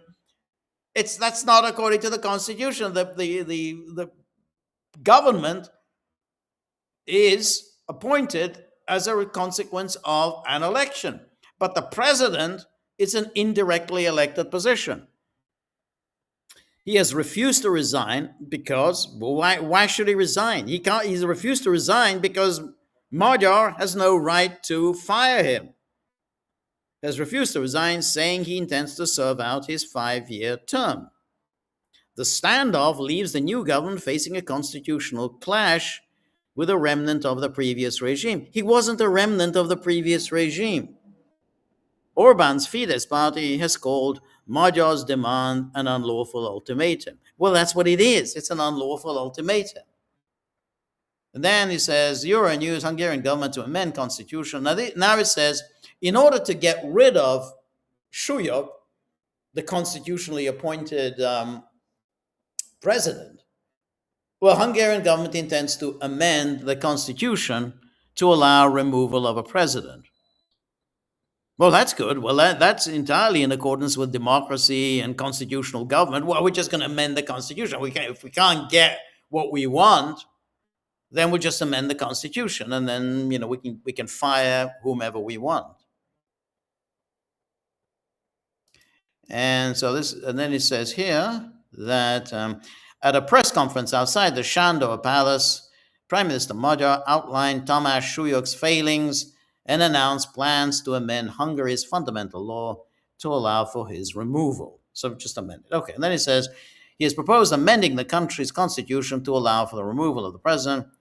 And then he says here, just as Viktor Orban has abandoned the Hungarian people, so Tamás Súlyog, whom he appointed, has abandoned the Hungarian Republic. And so a lot of hot air there. And anyway, the office of the president of the republic is more important and more powerful than any individual head of state. Yeah, that's why you can't fire him, because it's an institution, and a president is not answerable to the prime minister. The office of the president, exactly, is more important and more powerful than any individual. Yeah, it is. And so you have to show, if you're going to be a prime minister in a democracy, you have to show respect for the constitution. I have informed the president that if he maintains his position and does not resign of his own accord, Then I will inform the TISA MPs of his decision, and we will immediately launch the necessary procedures. Oh, that's nice. And then and then he said that the prime minister held the press conference after talks with Tomasz Suyuk. He did not tell journalists what kind of constitutional amendment the government is preparing, but he did announce that it would not be tailor-made law directed at one person, but a framework that would allow other state leaders to be removed from office. And then he said, he said that there was a kind of thing that said, um, yes, there was a way the way he presented. I'm trying to find. Um, because he had said that he said that all right, I can't find it now. What was important is that he said we're not going to impeach the president. We're not going to impeach it. We're going to amend the constitution. But that's very interesting because the reason why he's not going down that path um, of impeachment is there is no basis for it. He has fulfilled his constitutional duties as prescribed by the Constitution. He has done nothing wrong. So if you're going to impeach someone, you will have to demonstrate that he has violated his constitutional oath. He is, he's in violation of the Constitution. Therefore, he needs to be removed from office. But since Magyar is unable to prove that, and despite all this bluster that you can see, he's blustering about this, blustering about that, other than just sort of blustering about Viktor Orban, he doesn't have any basis for wanting for removal of the president.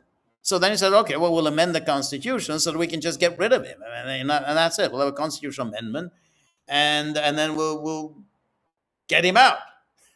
So, and we'll find some mechanism to get him out.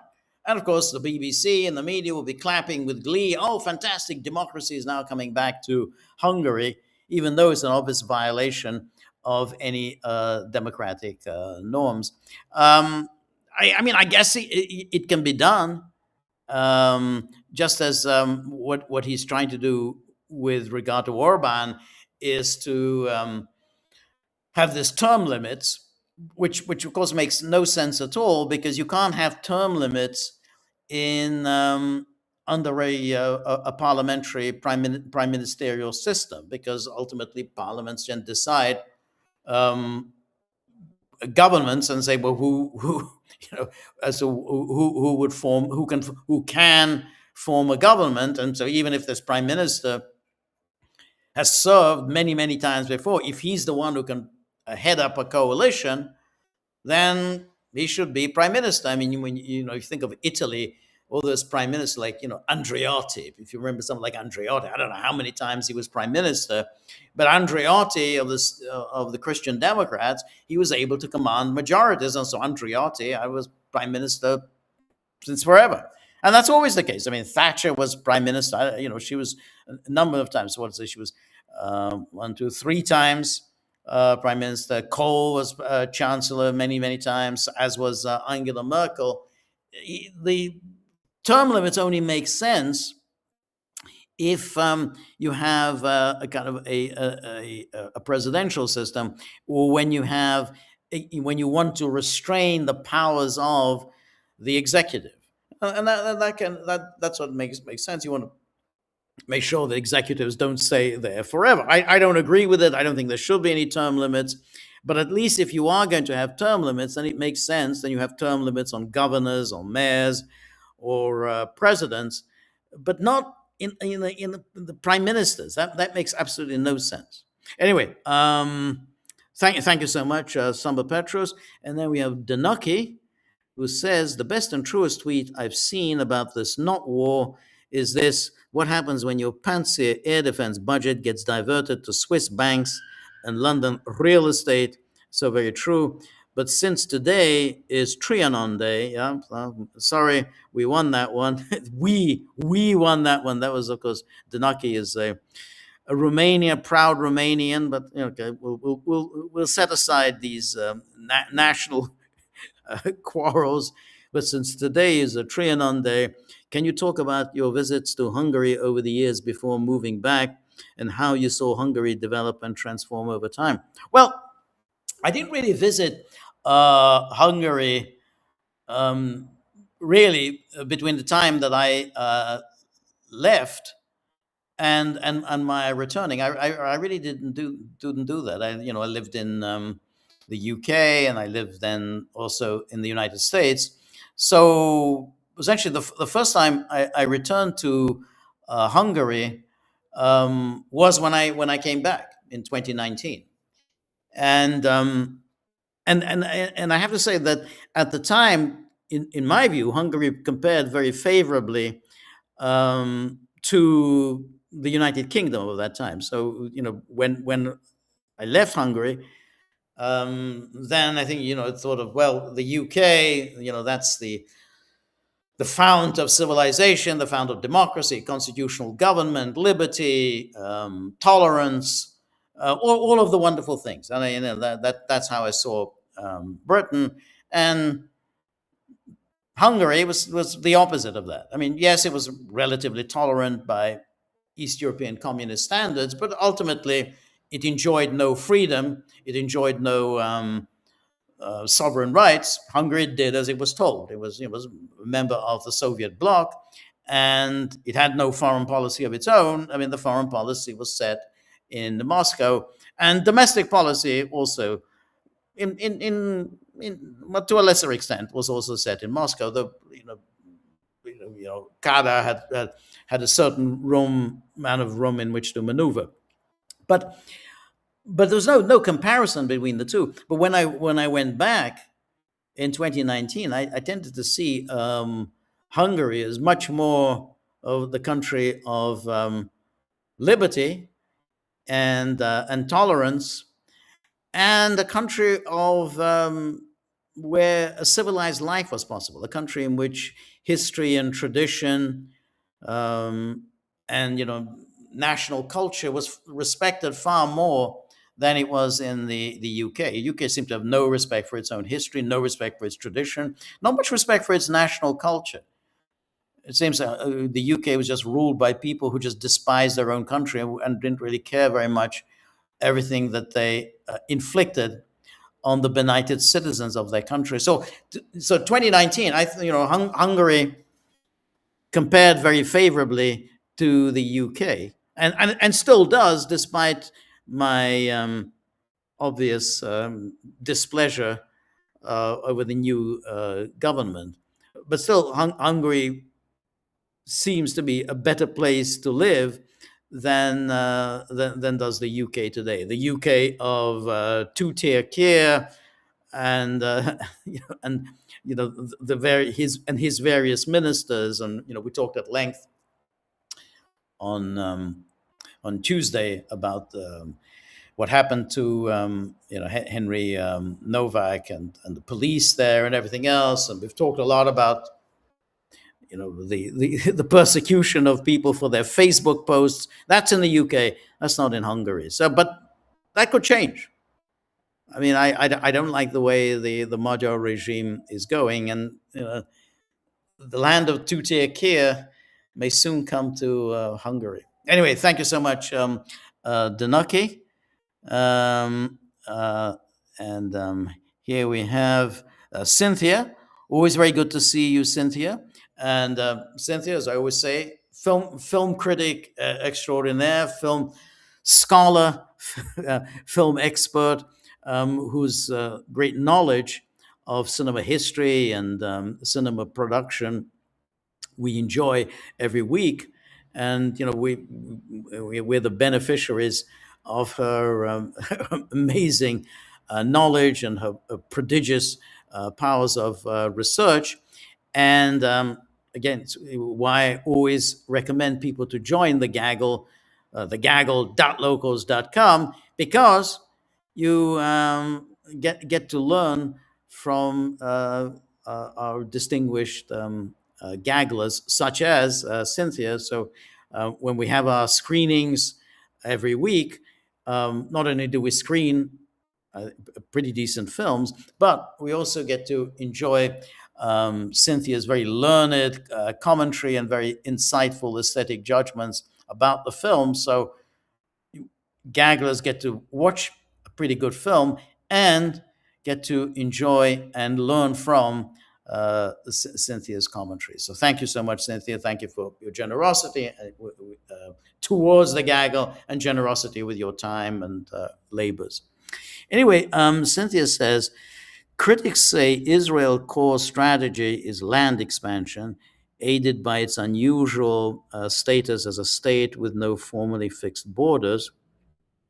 Unlike most nations, it never declared final boundaries, yet gained global recognition while signaling plans to annex areas beyond the Golan Heights and into southern Lebanon.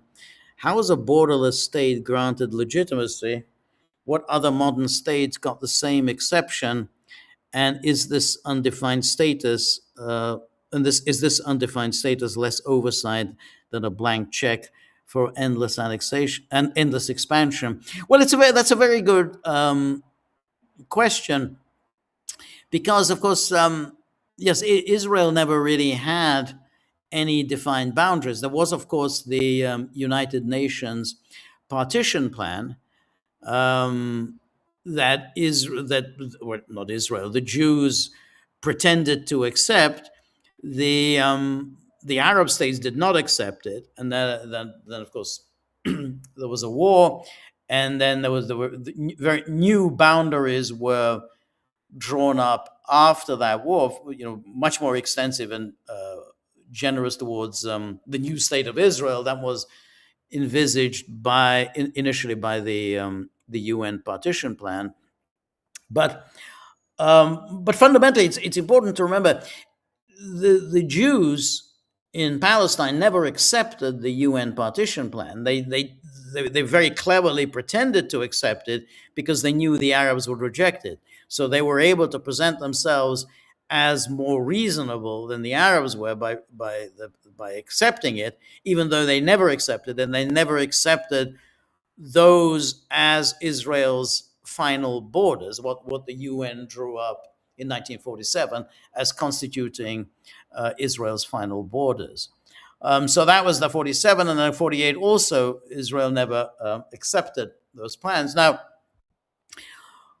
I think it's given what Israel did in 1967 in taking over the West Bank from Jordan and then taking over Gaza from Egypt, that the entirety of that territory, the entirety of the territory of mandatory Palestine, Israel would consider as its own.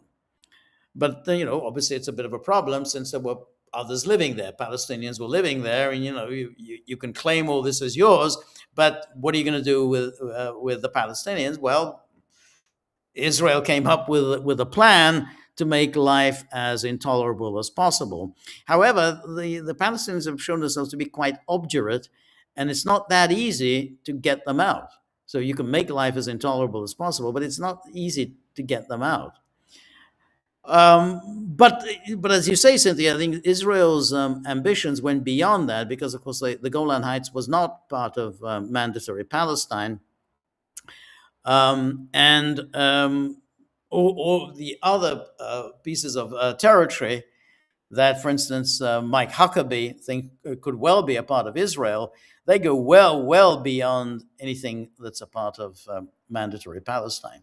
So I can't think of any other territory that the final boundaries are not drawn up. But you see, we were talking about Kosovo a moment ago.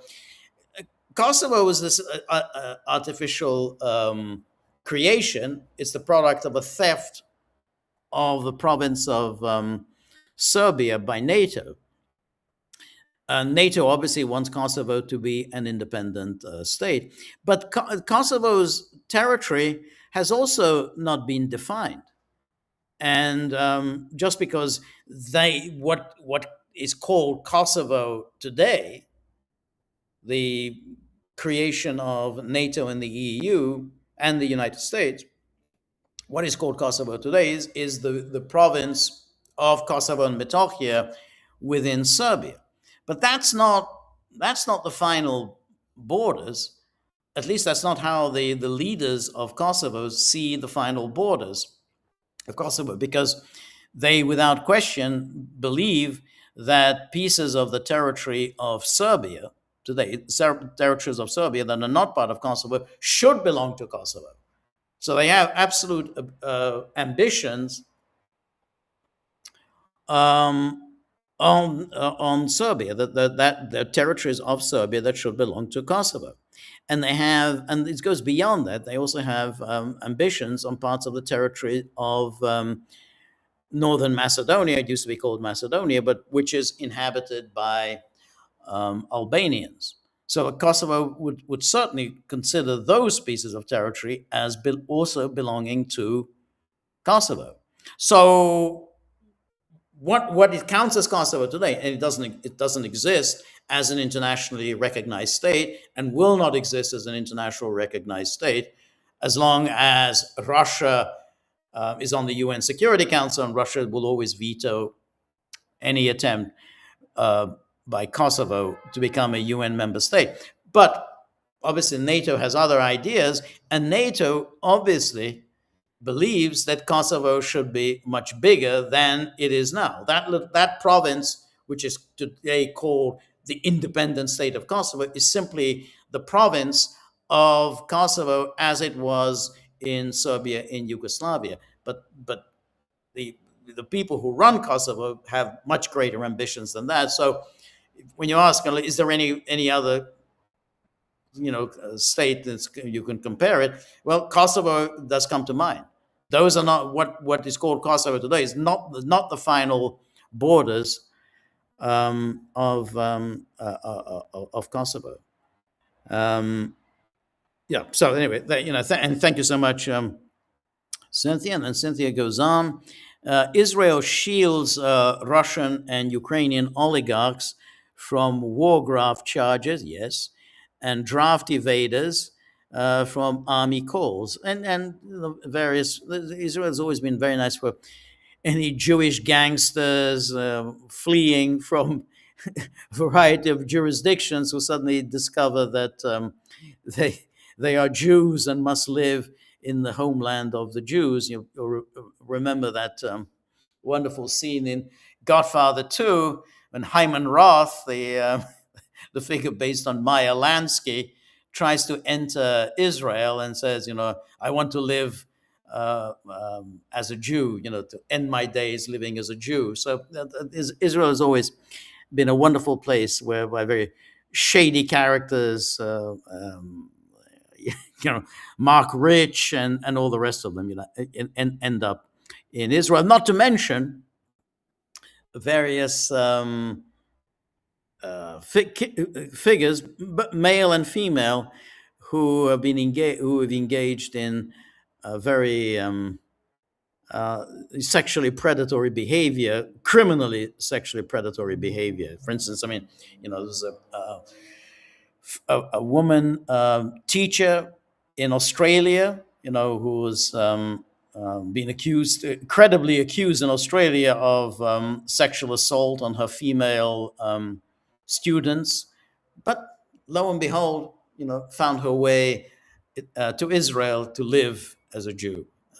Anyway, this legal barrier also protects dual nationals from France, the US, and Canada. Yes. Extradition fails because Israel enforces strict laws on handing over citizens. Foreign states rarely match Soviet home rules, and Israeli courts demand extreme proof to release suspects. Does this shield foster a moral hazard, turning dual nationals into an untouchable privileged elite? Well, that's a very interesting case because generally, Israel is not alone. There are many states that very, jealously insist on their rights to prosecute their own citizens, that they will not hand over their citizens to the jurisdiction of other countries. There's no, there's nothing unusual about Israel doing that. Japan does the same thing. Japanese national, they will not hand him over, and I think that's fair. It's a big deal to hand over a citizen of your country to the jurisdiction of another country. You don't know how that they will treat your citizens, so that's reasonable. Where I think it becomes very problematic, and I think you've hinted at that here, Cynthia, is that Israel is the only country which has this very loose notion of nationality, where you can actually claim to be an Israeli citizen even though you have no connection whatever to Israel. You've never lived in Israel. You've never had a citizenship of Israel. You have no family in Israel. You don't speak the language. You've never even visited Israel. But you can claim, because through parentage, mother or father, to be a Jew, and therefore you're entitled to Israeli citizenship. And so that's where it becomes very difficult. So almost anybody, because of your Jewish ancestry, you can then claim Israeli citizenship, and then you can enjoy that kind of immunity from prosecution. So the principle of immunity from prosecution by other jurisdictions, I don't think that's problematic. I think that's rather reasonable. However, claiming citizenship on such dubious grounds that hey, my father was Jewish and therefore I'm entitled to Israeli citizenship, and therefore I'm entitled to immunity from prosecution. Yeah, that is really that's really dubious. Anyway, thank you so much, Cynthia. And then Robert, always very good to see you, Robert. Always get interested in our latest briefings from New Jersey and the doings of our friend Chris Christie. Anyway, Robert says, yesterday's discussion with Paul Robinson was fascinating. I thought so too. But this civilization explained much. Foucault might argue that there are no enduring civilizational pillars, only discourses that emerge, circulate, contest other discourses, dominate, and are displaced. 50 years ago, homosexuality was often criminalized. So, yeah, 50, well, yeah, a little more than 50, but sure, yeah, in principle, that's right. Criminalized today in many places, discrimination against homosexuality is criminalized, yes. The discourse inverted suggests that civilization is not really a stable concept. Well, I absolutely agree with you, and I think that that came out during the discussion yesterday, is that it's very hard to get a definition from even from the Russian civilizationists what exactly a civilization is, what is distinctive about a Russian civilization, how is it different from any other civilization. So, and what are those civilizational values that Russia supposedly protects?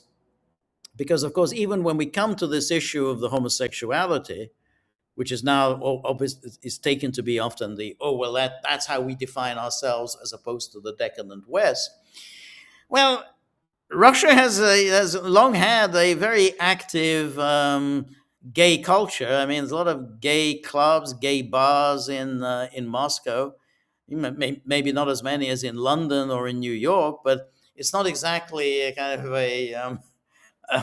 a fount of exclusively heterosexual relationships, families, and so on.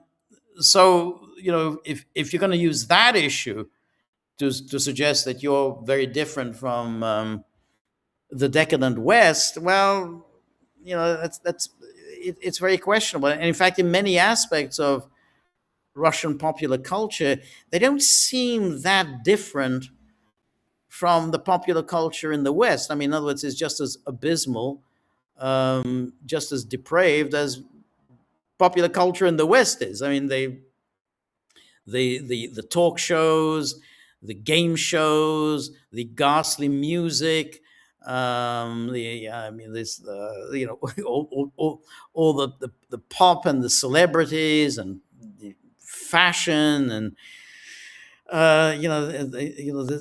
everything that we associate with the awful kind of popular culture in the West. And you get a lot of that in Russia. Now, Russia might say, yes, but we aspire to something far more, which the West doesn't, and that may be true because if you then look back on, I mean, Robert, you talk about this homosexuality 50 years ago. It's actually a little bit more than that, 60 years ago, but okay. But that went together with a much more of a serious culture. I mean, if you go back to, let's say, the BBC of 1966, right, or 1967. 1967 is when Britain decriminalized homosexuality. That's when he passed the legislation decriminalizing homosexuality. In 1967, the BBC would have serious music programs on television. They would have operas would be performed on prime time, on television. Sunday evening, you would have church service on television. Priests discussing more esoteric religious issues on television. 7 o'clock. Hey, this isn't time for a quiz show. This is a time for programs about what it means to be a Christian. And what used to be called quiz shows were quite serious literary quiz shows. I mean, these were serious literary people, professors of literature, professors of history, and there'd be quizzes. And, this would be again prime time. So you were supposed to sit and watch, professors of English getting questions about Chaucer or questions about Shakespeare. So you could say that at that time there was, the Western culture had higher aspirations, and maybe Russia today has a higher aspiration. Yes, you see, well, we have all this crap, same crap as you get in the West, but the West has abandoned any attempt for a higher culture, and maybe that is something that differentiates the contemporary West from contemporary Russia. Yeah, that the Russians kind of, want to, embrace a higher, a more serious culture. The ideas espoused by Dostoevsky, the ideas of Solzhenitsyn, something that these ideas that ordinary Russians should embrace. And I think that's a little different from what the West is today. I mean, if you look at the BBC, I mean, it's just so awful. The Times, the Telegraph, the Independent, the Guardian. I mean, these are awful. They're awful rags, and that's the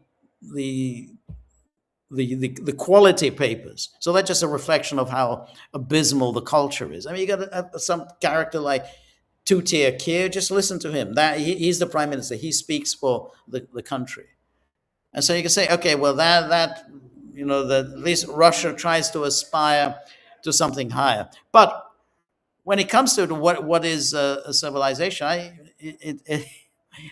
it's very hard, and it's very hard to how to define it. So I'm going to just put forward my hypothesis of how Russia might define itself is by saying, well, they at least aspire to something a little higher than talk shows and mindless, idiotic pop music. Anyway, it was a good discussion, and I think his book, I think, is well worth reading. Anyway, thank you so much, Robert. And then Cynthia also joins in the conversation about the Gaggles conversation with Paul Robinson was fascinating, and your point on Foucault is spot on. Foucault really blows up the myth that civilization is some permanent, steady thing. Instead of a straight line of moral progress, history is just a series of sudden shifts in who defines right from wrong. As the flip in laws around homosexuality shows, ironically, this debate drops us right into the great conversation, forcing us to argue about values that are always shifting under our feet. Well, that's a possibility, but that's one. At the same time, you can argue it another way: is that fundamental values, fundamental ideas, don't change that much. I mean, there is a reason why we centuries after century still kind of study and revere the same books. I mean, we still read Shakespeare. I mean, this is what hundreds of years on. We still study the great philosophers. Again, hundreds of years on, we still study the great composers. Hundreds of years on. So obviously, there's something a little more than everything is transient. I mean, yeah, certain norms change, but certain norms also remain the same. I mean, when um, Viktor Orban or Putin or whoever starts talking about families and the importance of rearing children and then bringing a future generation and so on, you can argue that it shows that the certain values do have enduring quality, whatever the change. There's about homosexuality and whatever, but you can also say, yeah, but there's also resistance against it. You can't get around the fact that it also provokes a resistance. So anyway, I don't think one can entirely accept the sort of a Nietzschean notion that everything is changes. We got completely new values from one generation to the next. It doesn't really happen like that. That doesn't mean that you can easily define what civilization means, but you could probably have a go at it.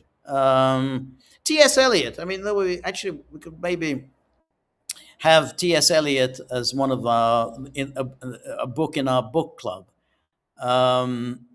He tried to define notes towards a definition of a culture, and that might be a way to look at it. So, what is there an enduring quality to civilization? So it may not everything may not be quite so transient, but yeah, I agree. It is hard to come up with a definition. I think that was the conclusion of the discussion yesterday with Paul Robinson, is that even those who espouse civilizationism have difficulties defining exactly what a civilization is. But anyway, I think I'm way beyond my time. Thank you so much, everybody, for attending today with this quite lengthy live stream. Thank you so much for all of your really interesting questions and comments. And as I always urge, please join the Gaggle, thegaggle.locals.com. Enjoy our film screenings, enjoy Cynthia's comments. And we've got a new film poll, which is the cinema of communist Eastern Europe, and specifically cinema that portrays life in communist Europe. So it wasn't just films in communist Europe, and therefore I deliberately excluded from that list films that dealt with historical subjects. I actually wanted to show films that dealt with contemporary life in communist Europe and made in communist Europe. So please vote in the poll. They're all good films. Anyway, we'll do some more live stream. We'll do some more podcasts over the weekend, and then live stream Monday morning, 10 a.m. jointly with Peter, and then I'm back 3 p.m. Eastern Time on Tuesday. I hope to see all of you then. Until then, all the best. Good night. Bye-bye.